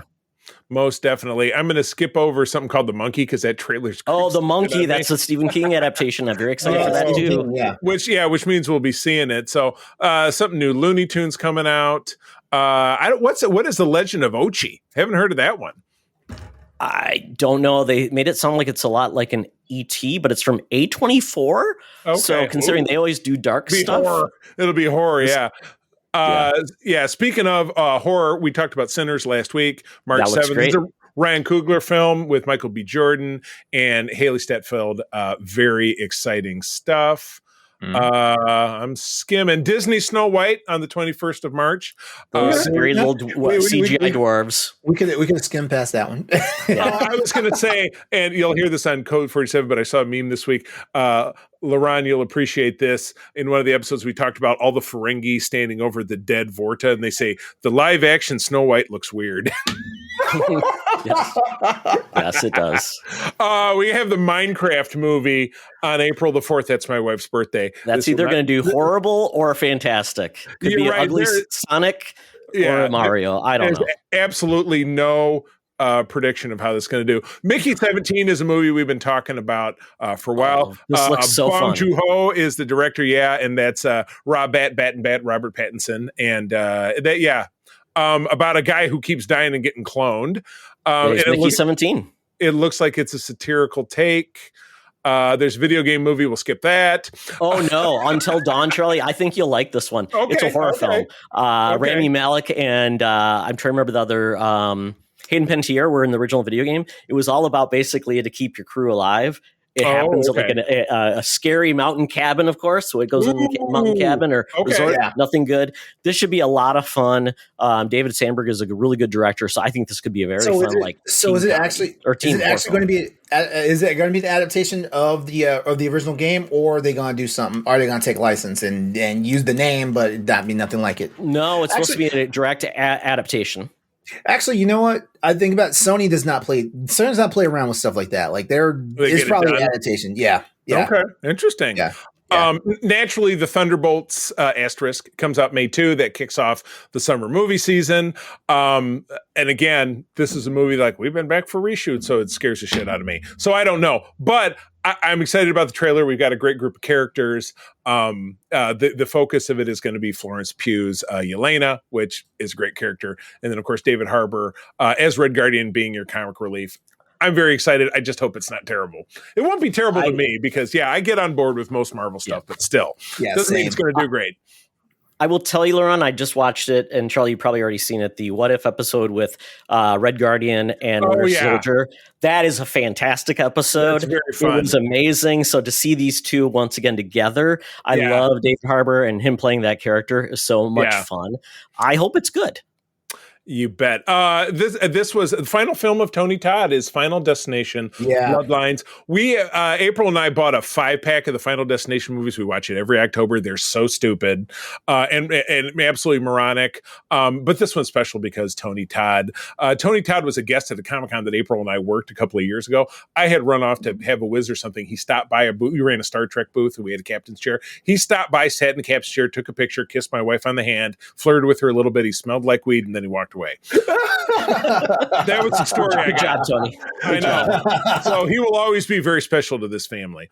Lilo and Stitch is back. Is this live action, sort of? It's live action CGI. Oh, dude. I understand why Disney does it. It's supposed to print money, but does it really print money? Because Mufasa's not doing too hot. They struggled. The Mufasa was kind of highs and lows. I mean, it started out slow, got high, and it's back down again, isn't it? I mean, it just went. Yeah, it's not exactly nailing it. Well, the last Lilo and Stitch was 2002. So essentially, this is 23 years. So you know what? I'm guessing a whole lot of generation of kids maybe have never watched this. So maybe it's okay. Well, and you might have parents taking kids who are like, you'll really love this. It could be. I loved it when I was a kid. Yeah. You know what? Yeah. As an adult who doesn't have children, I wonder, is it because like the magic of the animated shows the animated movies aren't really doing it for kids in this day and age? They're trying to pitch it to the millennials. Yeah, it's possible. Yeah, it's possible. Because like I know this. Like I have an adult friend who has kids, and and he tried to introduce his 6-year-old to, I can't remember which Disney animated movie it was. Kid absolutely hated it. It was Jungle Book. Kid absolutely hated it. Yeah, because the 60-year-old movie. Oh my god. Yeah, but when he showed him the remake, the CG remake, the kid loved it, and I was like, maybe it's just I don't know, like because. The animation style, because Jungle Book for me, the animated one is the best. Great music, so much fun. Yeah. Right, but we're old as hell, and it looks normal to us. Speaking of old and hell, and looks normal to us, Mission Impossible: The Final Reckoning on May 23rd. The last movie in this series did pretty bad. So that and again, this is right in the middle of the summer movie wager that Todd and I and our third college roommate John have done for the last 9 years. I don't really know where this one's going to land. I'm feeling. I mean, it's got Haley Atwell in it, my girl, but I don't think that's going to sell the movie all the way. Yeah. Well, it's not coming out, but it's not coming out around Barbie, so that'll help it. This one, right? Last one, Barbie you're killed absolutely it. right. Well, Todd, this next one's you. It's your girl, and it's your beloved John Wick. Oh, yeah. I'm so excited that our friend Jonathan Sear finally discovered John Wick. He really likes the series. So very good. And we are getting this spin-off called Ballerina, which essentially is it's a mid-quill because it will feature John Wick. And basically it's got Ana de Armas, who I absolutely love to pieces. She is going to be in this film, as well as Angelica Houston and Gabriel Byrne. So I'm all in on Ana de Armas being badass. I bet we'll go have a look. Now, I'm wondering how this is going to do this summer. How to Train Your Dragon live action. How to Train Your Dragon was very big in the aughts and like the early 2010s. So you now have a group of adults who are probably more interested. But Jerry Butler's in this one. Nico Parker. I'm curious how that's going to roll out. But I'm also curious about this next one because Pixar had the film of the summer. They had Inside Out 2 last year, which was a great sequel. Now we have an kind of an IP. I think it's an IP called Elio, which is coming out on June 13. Looks like it's got some. Directed by Dami Shi, who directed Turning Red. That was the directors. Yeah, exactly. That's weird. Yeah, do you think it's going to be like a solo style mess? No narrative, or won't it matter because it's for kids? They'll just be like, that's okay. I'm here anyway. Last original film was Elementals, which did okay. I watched it. I like the movie a lot. But something that animated films for kids that don't do well are typically sci-fi.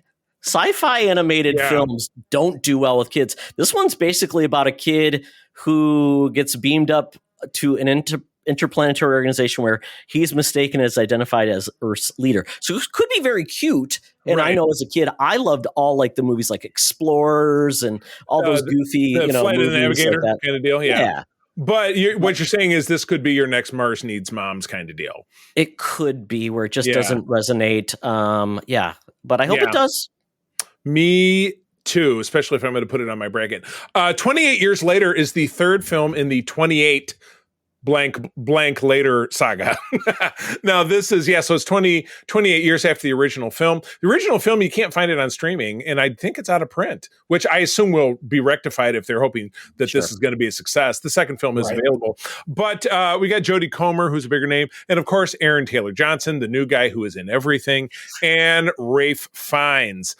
So this is obviously 28 years down the road, and it's just kind of Walking Dead-ish kind of stuff. Like if you watch the later seasons of The Walking Dead, everything's very, grotty and disgusting, and they're like, we still have this, they're wearing gross clothes or whatever they could find. So this kind of has that vibe. I am curious what the overall kind of narrative is, though, because the trailers didn't really fill you in like, we got to do this mission, because you just see a bunch of guys. It is 28 years later, so I guess that'll be kind of the focus to say, what is the world like?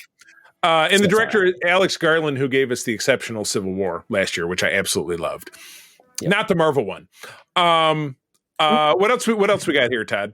Megan gets her sequel, Megan 2.0. I still have to see Megan 1.0. You're going to be pleasantly entertained. It's and the unrated version is a lot more gruesome.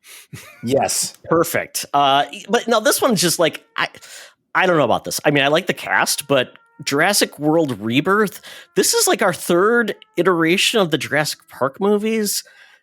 I don't know. I've grown tired of the whole concept. So I don't know what they're going to really do. I mean, I'm kind of with you there. It's like, what else can they do? Gareth Edwards, did he direct one of the Star Wars movies? Or am I thinking of the wrong Gareth? Did he do Rogue One? Isn't that him? I mean, maybe that'll help. Maybe it won't. I think you're right. You're right. I think it's kind of worn out. But anyway, what's not worn out, never will be for me, is Superman, which we're getting on July 11th.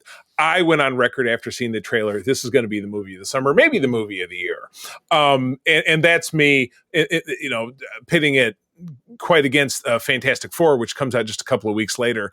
I'm kind of shaking in my boots over that one. Like, if Superman is an enormous hit, is it going to knock Fantastic Four down, way down? I don't know. But I'm fired up. I'm fired up for those two movies. Those are the two things I'm probably the most excited about for this year. All right, what else we got? Animated film, Bad Guys 2 looks really cute. We get a sequel to Nobody, that Bob Odenkirk film I actually really liked a lot. I don't know if you ever saw it, Charlie, but it was very fun. So we're getting a sequel to that. And then we are getting The Conjuring Last Rites. The Conjuring movies continue. This is about the Warrens. Yeah. Yep. Oh, yeah. Yep. I mean, I enjoy those films, and plus we're getting into spooky season at this point. We're also getting another. How could we be getting another Saw movie? This is it's like a soap opera, and they're bringing back Tobin Bell again. Didn't he die like in the third one, and this is the ninth one? It's incredible. Oh no, this is the 11th one. My God. 11, yeah. Oh my goodness. After the horrible Chris Rock Spiral film? Yeah. Oh my that's God, right. that movie was horrid. Crazy. Oh my God. Tron Ares on October 10. And again, I was not super high on the Tron movie that came out in the early Tron Legacy. Didn't really blow me away, but the original Tron was fantastic. So maybe they're like, odd even, kind of like some people describe the Star Trek movies, so I don't tend to agree with that. Maybe this one is going to be dynamite. You know what's funny? Like I wouldn't have even thought about Tron Ares, but I just recently watched the entire Tron series that was on Disney XD. Oh, I watched it, and it actually reignited my love and interest for the actual Tron series. After I watched that, I went back and watched the original Tron movie, and I was like, okay, I'm all on board now. I've heard good things about the series. I think it's on Disney Plus. So, Jeff Bridges is back, and then instead of Daft Punk, we're getting 9 Inch Nails doing the soundtrack, which they do a lot of soundtracks now. So that could be pretty cool. Hopefully that's a good thing. We have a sequel to what was a great success, summer horror movie success a couple of years ago, The Black Phone. Scott Derrickson directing. Ethan Hawke returns. He is the villain. Sorry about the spoiler, but it's been a couple of years. Is this kid going to get? Nobody knows. Is he going to get locked in a different basement? That's what that movie was about. It says he has a cordless phone. Yeah, right. They jump it forward, and it's the black cell phone. So it's it'll be set in the year 2000. It's a StarTAC. That'll be remember that. worst technology. But anyway, I'd be excited to see that. So, guys, Mortal Kombat 2, I could barely make it through the first one. The first one was a mixed bag. Yeah, same. Yeah, I had some cool ideas, but yeah, then it basically said, "Oh, we're not going to actually use any of the main characters. We're just going to bring this unknown dude in as the main character." But yeah, I thought some of the fight scenes were pretty cool. Yeah, gotcha. We have a Predator movie, Badlands. Is this to video again, or is this in the theater? No, this is going to be to theater. Wow. Dan Trachtenberg is back, and this one's going to happen in the Old West. 1719. Yeah, so more. Yeah, it's a different take. It says a different take of the one from 1719, so it doesn't say. Doesn't say the time period, but Ellie Fanning will be the star, and I'm a fan. Now You See Me 3, is that from the heist movies from the 2016s? I don't know. I remember. Yeah, I think this is. Yeah. I'm no fan of Jesse Eisenberg. I like Isla Fisher. I know she almost died making that movie. That's the thing that I remember about it the most. Like she was in the water tank stunt, and they couldn't get her out. She almost died. Dave Franco, Woody Harrelson, Ariana Greenblatt, who is also in everything. Mark Ruffalo. I mean, Justice Smith. Huge cast. But again, we're pushing the line of like a legacy sequel now. Maybe I don't know if they're all going to be involved in this because it says right now the cast is Dan Radcliffe, Rosamund Pike, and Morgan Freeman. Oh, okay, guys. So they might have pared it down rather than have 85,000 people like the Ocean's films or Fast and Furious. Exactly. In theaters, November 21, The Running Man with Glenn Powell, big hit. He is, and it's Edgar Wright. He's Lee Pace and Josh Brolin. So that's three. That's Glenn Powell plus two Marvel villains. This should be fantastic. This is star power. That is star power right there. It's big time. Oh, I love it. And then to absolutely decimate the box office at the end of the year, Wicked for Good, the sequel to Wicked. That's a horrible name. For Good? Wicked for Good, yeah. That sounds very propaganda-y.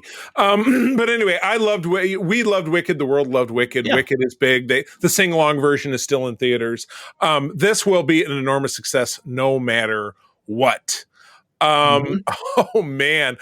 We've got two sequels that kind of dubious about.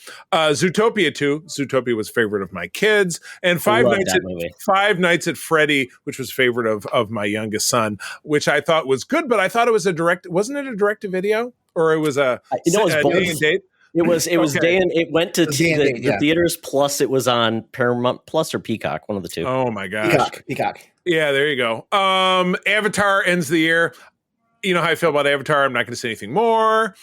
And then we have a Frankenstein movie. Also, this is a Netflix film. So are we getting into? Oh, that was the last one. No, this is Guillermo del Toro. In theaters and streaming. In theaters and streaming with no release date. So that's the floating one. Guillermo del Toro, when he makes a movie, it's a big deal. It's got Mia Goth, Maxine. I loved those movies, and Oscar Isaac. Mia Goth is the fakest name in the world. I don't believe it's true.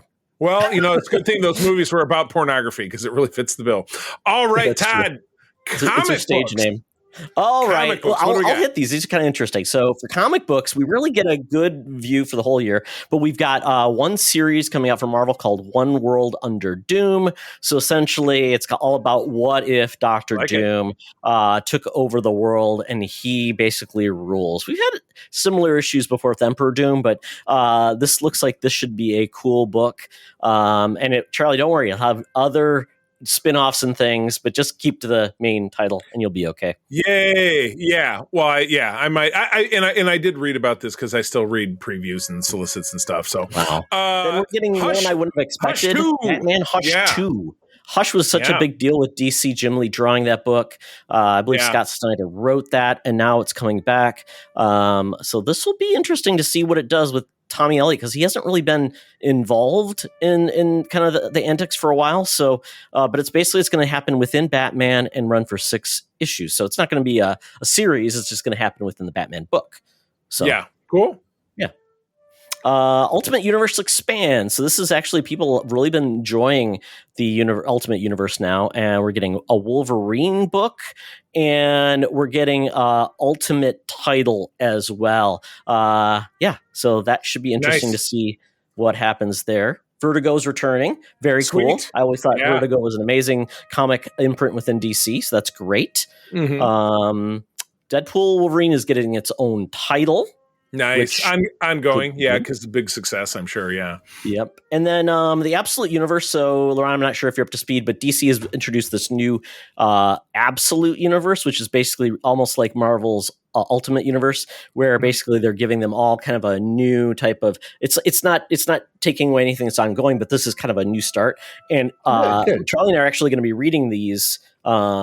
For our next spinner rack, Yes. but they are already going to introduce. They have Wonder Woman, Batman, and Superman, and now they're going to introduce Martian Manhunter, and then we're also going to get a Green Lantern and Flash, which is pretty cool. Nice. So kind of rounded out the big squad. So I'm a little dubious about this. You know that I've been a follower of the Star Wars comics on and off, but it's tough because like they crammed 3 years between episodes 4 and 5 into 75 issues, and now they're trying to create a series based on the 1 year gap between episodes 8 and 9. That is about the rise to power of Kylo Ren. I don't know. You know, I'm with you, Todd. We've got to move beyond. At least they've ended the original trilogy comics. But when you pack something in so tight to just this time period, and you're like, we're gonna do 100 issues that take place in a year's time frame. I don't know. We'll see. Maybe the first issue will be great. I'm sure I'll take a look at some point. Well, you know, you didn't get much more about Kylo Ren in his previous life, so I know Star Wars fans love to know every minute of every hour of every character, what they ate for lunch. So why not do it in comic form, Charlie? Very granular. Now, I have followed the Star Trek comics on and off. LeRon, I don't know. Are you a Star Trek comic guy? I can be. I can be. I can be. Like, well, I mean, like I need to pick up because I think now there's the omnibus version of the events when Benjamin Sisko returns with the Starship Theseus. I gotta pick that one up. I've read quite a few of those, but this looks like it spins on from that. So this is the lore being Lore, Data's evil twin, and the crew of that ship. There's two. There's the Star Trek with Sisko, and then there's Defiant, which is Worf captaining the Defiant, but it's got Blonde Torres, Dr. Crusher is there, Tom Paris is there. So it's like they've got all these great legacy characters set, you know, immediately after those series end. So, and Laura is a major character, and Laura eventually obviously becomes Data again. That's what happens in Picard. But I am interested in that. Todd, you'll hate this. They're relaunching Amazing Spider-Man. Again, this has to be volume, I'm going to say 7 or 8. Who knows? Maybe I'll start. You know what? Maybe my New Year's resolution was I will start collecting this in print form again, so that my comic shop guy doesn't give me the dirty eye when I walk around and don't buy anything.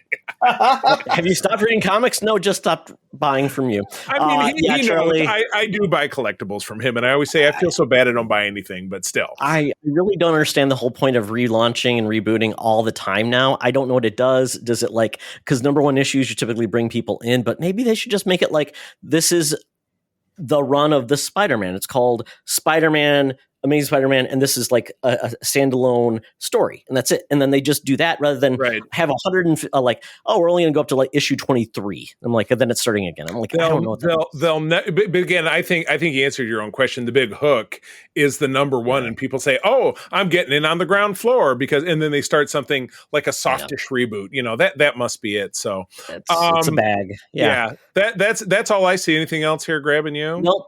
That's about it, Laurent. And I mean, when it comes to comics, is there anything specifically you I know you talked about getting out of the X-Men. You've been out of that for a while. Is there anything in comics though that you do dig, or is it just something that just a couple of things that like definitely Lore War, like I'm interested in that one. You know, I don't know, like, because if it's not movies. If it's not streaming or broadcast television for Star Trek, I kind of take them for a grain of salt and stuff like that. But there's a lot of beta canon stuff that I just want to keep on top of, you know? Yeah, same. Yeah, and with my boy Benjamin Sisko being back and stuff like that, yeah, I'm definitely like dialed in on that especially since you'll know that you won't ever see Benjamin Sisko in a show again because Avery Brooke is retired and he's maybe a little bit nuts, but we don't need to talk about that. I've watched The Captains several times, and it kind of breaks my heart. Kind of breaks my heart when we get to that part, but you know, at the same time, it's like, you know what, the man's done his lot for Queen and Country and Star Trek. He did, so, and he gave us Hawk on Spencer. Oh, yeah. yes. The one thing that you guys did not mention that was I'm kind of into this whole New Gods thing. Oh, okay. Oh, really? Yeah. Okay. Yeah. And you know, in all honesty, it's kind of because like you know, like if you look on the cover, you've got Orion and you've got Big Barda and you got what's his name? The guy's always throwing a wrench in everybody's plans because he phases in and out of time and stuff like that. You know, honestly, I know you're talking about has the chair. I know the yes. guy too. But he's the main dude, but he rides around in the chair. Yeah. I know the guy. In all honesty, I probably would not have even thought about this New God series. It caught my eye though because like I love Young Justice, and I feel like what they did with that character in Young Justice, you know, put my interest on like Orion and Allfather and the whole dark side thing. So I'm intrigued. So I'll at least maybe check out one or two issues of it, you know, and see what's going on.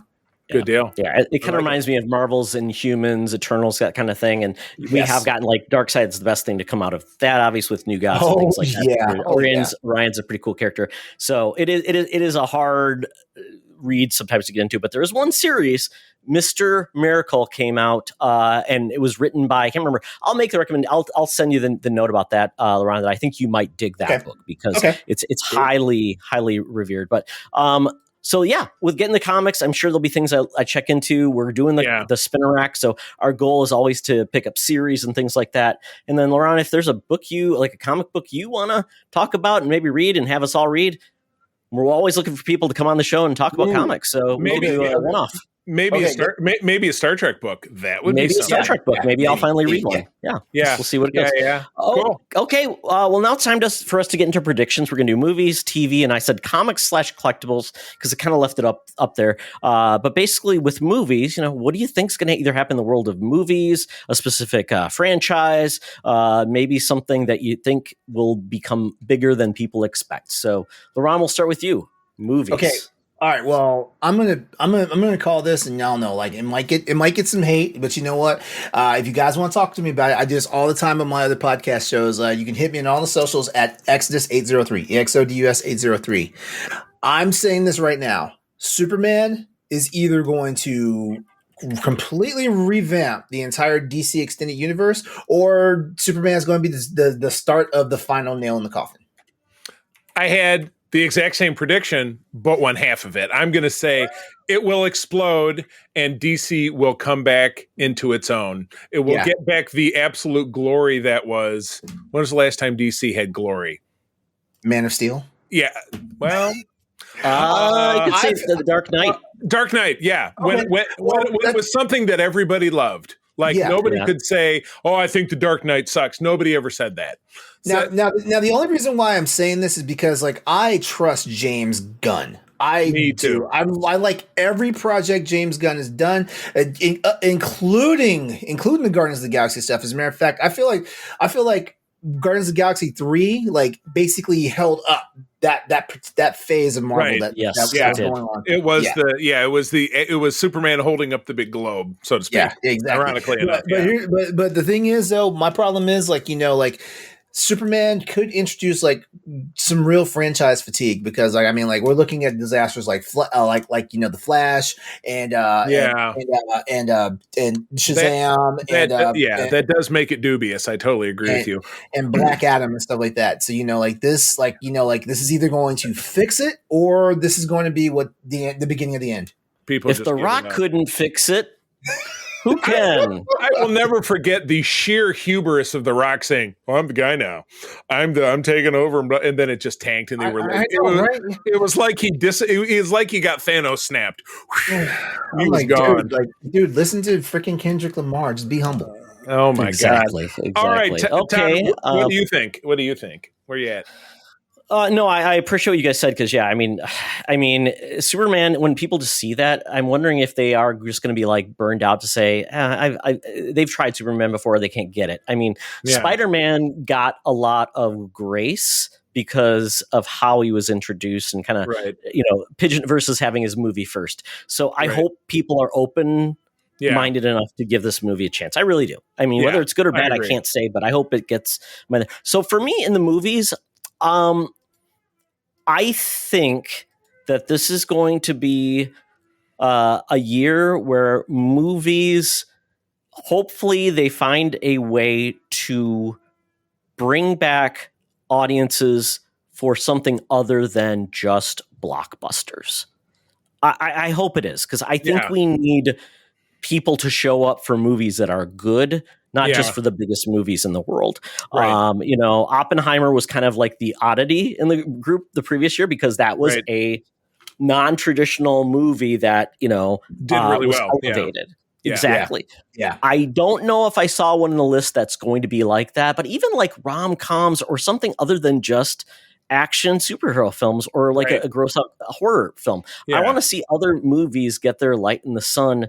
Right. And I hope there's some movies that can do that, because right now it just feels like that is a recipe for getting a certain amount of people not into the theaters. Right. So hoping that's what we'll see. We'll see something franchisee. Right. Get some love. Okay. Let's get to TV. LeRon. Okay. So I'm kind of all over the place when it comes to TV, because I feel like I miss more things than I actually catch when it comes to television. But the one thing I'm going to say about TV is I need all these companies from the streaming companies to just like the broadcast. You guys need to trust the audience. We're watching these things, and it really pisses me off because I just found out the franchise is not getting renewed for a second season. I watched the first episode, really liked it, so I'm the problem, LeRon. I didn't keep watching it. That is Todd's stock and trade. It's very on brand. And Charlie just doesn't watch it, so then he's like, "You don't blame me. I never watched it. I'll watch it in 5 years, maybe. We'll see." See, that's my problem too, because and I feel like the problem is that streaming changed the way I watch television, and it's sad because we're Gen Xers. We are used to watching 13 to 26 episode seasons a year and being thoroughly entertained, and then over 9 months, And then, House of Cards and Game of Thrones did this thing where, we're going to throw you 8 to 10 episodes in like a block today. Watch them. And then you're not going to see anything about the show until a year later. And when I say a year later, I mean literally a year later, because they don't miss they miss their windows of when they actually should air. So TV, I just need these companies to trust their audience and their viewership and stuff like that. They need to trust that people are watching the shows. If no one's watching the show, because certain things should not be getting canceled, when they barely cooled off, Listen to the buzz. And again, I hearken back to, and this was 10 years ago, Agent Carter was a great show that had a following of people that buzzed about it and loved it, but it had low traditional ratings, and it was killed. I was mad. I was mad because if anything, Agent Carter and Agent Shield were helping each other out. I was really mad about Agent Carter getting canceled. Yeah, they were kind of onesie twosie. So gotcha. So LeRon, you're hoping studio executives will actually do something smart. Yeah. Nice summary. Nice summary. Yes. Right, but I was gonna say, wow, you're a very optimistic person. I like that. Oh well, I mean, you have to be optimistic because for someone who's a fan of a lot of these characters and stuff like that, I trust. Well, with the exception of some writing rooms, I trust the writers' room when they're creating this, putting this stuff together. Right. So is the execs, and I'm not sure what the problem is. I'm these shows are going to make you money. I mean, but it's on broadcast television, so it's not going to make you a super amount of money. You just got but it's steady income from you. So why the hell are you wasting time and wasting money, cutting stuff out that, and then developing something new that might crash and burn just as hard. My. Well, I'll make it quick. And Todd, he says, we don't talk about streaming. But I'm going to talk about streaming. We were in this golden era where Netflix, there's no commercials, Hulu, there's no commercials, Disney Plus, there's no commercials. And slowly but surely, that commercial-free tier is just getting priced out because you can't have 5 to 6 streamers that are all $20 a month. So April and I have buckled down to the point where we're going with a lot of the ad-supported options. And I think the more that happens, the less those ad-free options. People are just really understand that it's going to go back to the way it used to be. People bitch about, I don't want to pay for ads and this thing and that thing, but it's what gets the programs made. I grew up in a broadcast streaming world because my mom, that's where I got that poster. My mom worked at a TV station selling advertising. So I get it, and it doesn't bother me. Plus, we live in an era where you can just look at your phone and the ad goes away. So let it happen. It's whatever. But I think you'll see so many more people gravitating towards it that it'll be very niche to have a streamer that doesn't have ads, even during a movie. But still, you could be like, all right, well, back in the day, if this was, the Wonderful World of Disney on Sunday night, that's when I go and have a whiz or get some popcorn or something. You know what I mean? So I think what's old is going to be new again when it comes to ads and streaming. I just hope if we are going to get ads, being a bigger part of it, let's make them better. No, and not repeat the same happen. ad 85 times. That is the worst. Be smarter about how they do the ads and make the ads better. I mean, I like it when you get the shows brought to you by, and then they don't interrupt the content. 2-minute commercial, like limited interruptions brought to you by Verizon Wireless, as opposed to just like you said, I watch my morning news, my local Fox station, and I'll see the same ad 5 times in a row, and that's the commercial break. So I can only take so many drug ads for, I don't know, whatever. We're getting car ads now in Spanish. That's a big one, like Volkswagen, but it's in Spanish. I'm like. I mean, it's, this is a largely Hispanic. There's a big Hispanic population in my town. So I guess I get it, but still 5 times in a row, please don't. Or I like where you get ads that aren't even like in your state. Like I get ads for like Iowa. Yeah. Why am I getting Iowa ads? Get some corn. Yeah. All right, Todd, what about you? For me on TV, I mean, it's kind of like it's going to be a mixed bag because I do feel like this is the year that we're going to see consolidation again, where they're saying basically at this point, Peacock, Max, Paramount Plus, AMC Plus, Stars, Epic, all of these, MGM Plus, they are basically saying it's unsustainable to have so many netlets that you have to pay separately for. Mm-hmm. They just don't support it. So I'm guessing we're going to see some consolidation. And quite honestly, I would love it if somebody stole WB away from Warner Brothers, away from Zaslav, because he's a big idiot. And I would love it if Apple took it and could filter shows to Apple TV Plus, because it seems like they get it.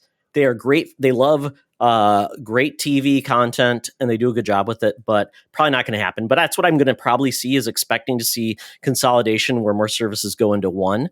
And along with that, Charlie, I'm hoping, and you and I think we're going to see more of this, though. Netflix is already doing this. I think we're going to see a lot more shows that are dropping weekly rather than the binge watch. Netflix has already started doing this because binge watching, it's great for a certain amount of people, but for the majority of people who don't have so much disposable time, they just can't catch up. They feel like they're behind, and so they say, well, maybe I shouldn't watch it now because I'm behind or I'll get spoiled. Right. And then a show basically, then if it doesn't get watched in the first 3 weeks, it gets canceled. It gets canceled. So shows don't have the time to find an audience. Right. So I'm hoping we can get away from that, because shows over time, if they're dropped weekly, they tend to get more attention. People can talk about it and it can build an audience. And I think people are so, and I could probably speak to younger audiences, they just aren't used to that. But you know what? You can't assume because something has happened in the last 10 years that that's the trend for all future. Things tend to be,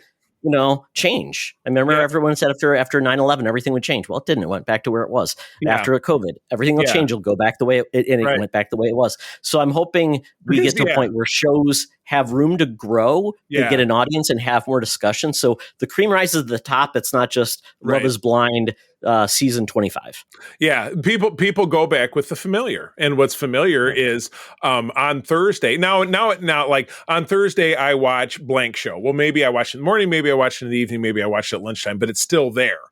On Thursday, and I can count on it. People get into routine, so I totally dig that. So, all right, well, let's finish it with comics/collectibles. LeRon, break it down. What do you got?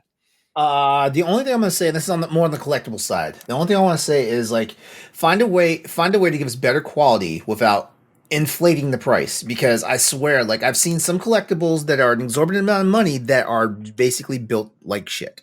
Yeah, I'm not gonna name names. Like a Predator. You can.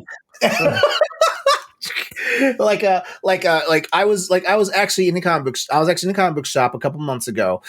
They had the Yalta figurines from the Predator series and stuff like that, and I was like, Oh, what is this thing built of? Because like my comic book shop owner trusts me, and it was definitely one of those ones where he had like a surplus of them, so he wasn't really like upset if one of them was going to get opened. So he let me check it out and stuff like that, and we both were sitting there marveling at the counter, like, what is this thing made out of? It looks like if you put it under the right light, it's going to melt. oh. It's tin, or it's wax. How expensive was that thing? It was $195, and that was so then, and yeah, that it shouldn't was- be cheap. Yeah. Shouldn't be cheap then. Yeah, and that was not a price he made up. That was not him inflating the price. Like I think ultimately he only overcharged by like $10 on it. So it wasn't like he blew up the price. Yeah, and those guys can't afford to do that. I mean, I've been going to the same comic shop my whole life. They have a new owner in the last couple of years. It's a couple. They're friends of ours, and it's the same thing. Plus, the distribution channel is a mess. But we could get into talking about how bad that is with Diamond and all that kind of different stuff. But yeah, you're right. They when you get this methodology, and that'll tie into mine as well. Oh, that's right. That's what it was. It was one of the it was one of the Predators from the AVP movies, because it was definitely the big like hook claws, which is just super. It's super niche, in this day and age, because that movie was almost 25 years ago. It was like 2002. So I'll jump in and say on the lower end, big box retailers, Walmart, Target, Meijer, which is here in the Midwest. I think you're going to see more and more of them dropping adult. When I say adult action figures, I mean Star Wars Black Series, Marvel Legends, McFarlane, Sextile. Wait, the Sextile's still mail order. Those. Nobody buys any of that stuff. It all ends up on clearance, and it all ends up. I don't know if in Virginia, where you live, LeRon, they have Ollie's. Does that store sound familiar to you? Yes. Yeah. And Todd, I don't know if they have in Minnesota, but they have several here in Michigan. Most everything from Marvel Legends to the Star Wars figures ends up in Ollie's, selling for $10. Yeah. On figures that are now at an MSRP between $24.99 and $27.99. Yes. So I think you're going to see more of these stores saying this is a total waste for us. Even if and Todd, you work in logistics, but even if we have this huge volume and it's blah blah blah, it's cheaper for us to sell them for $10 because we bought them for $5. I don't know. That's what we call the fire sale channel in retail. So basically, if you can't get rid of something, you got light inventory, you ship it off, and it goes to them, and you take you're getting paid like 50 cents for the dollar by those retailers. Exactly. So you're not making any money. Yeah. So I totally get it. Yeah. I mean, how long could it go on? Because it's taking up shelf space. It's been a building trend for at least the last, I'd say, 5 years. So I start to see, and I end up putting all that stuff on my Amazon wish list. I watch for it to drop, and when the price gets low enough, if I'm in the mood to buy something, I'll snag it from Amazon, and it'll be here in 2 days. That's the tough part. That's the tough part. So it just becomes Meijer and Target shops and retail, like specialty retail, things like that online. Right. Yeah. Which again, to what LeRon's talking about, I love my LCS. I love my guys at Argos. So I will go there. And I even said, hey, I want these 2 figures from the Secret Wars line. It's the Beyonder and Titania. It was the only 2 new figures in that line. And I said, I'd like to buy them for you because I'd like to put some money in your pocket, not Target, if I ever see them. So that's what I'd like. So anyway, all right, Todd, take us home. What is your big prediction? My prediction is, I think because the way the industry is going with comics, I think we're going to see more focus on getting away from weeklies to more like we're going to see more trades and those collected editions. I just think they work a lot better, and they are better suited, especially like the manga collectibles have gotten really big because it's a collection rather than you only get one issue at a time. So I think that's going to be big. And I think the other thing in collectibles is we're going to see more of these weird niche things that are going to be handed, to your point, through like Maddie Toys, through Mondo, through like the even Walmart has their like Pulse, yeah, things like that. Because even I saw this. You love this, Charlie. LeRon hates it that I love these things, but Transformers keeps doing these weird mashups. Like they did Knight Rider. They did such crap. But they have the ones that I saw that's going to be announced to me is amazing. I love it. It's so dumb, but I love it. It's the Masters of the Universe crossing over to Transformers, and they basically made them up like Skeletor as Megatron. It is so ridiculous. I love it, and I want to get them all. You've got like the Man at Arms. It's a robot with a mustache. What could be better than that?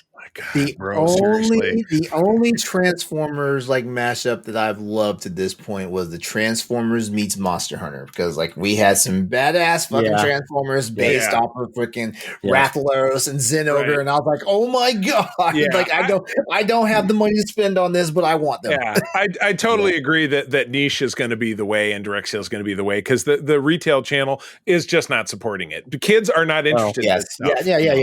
It's all for the old. It's all for the old. It's adult toys. It's adult toys. Adult toys, but not like that. Not like that. Yeah. Oh my gosh.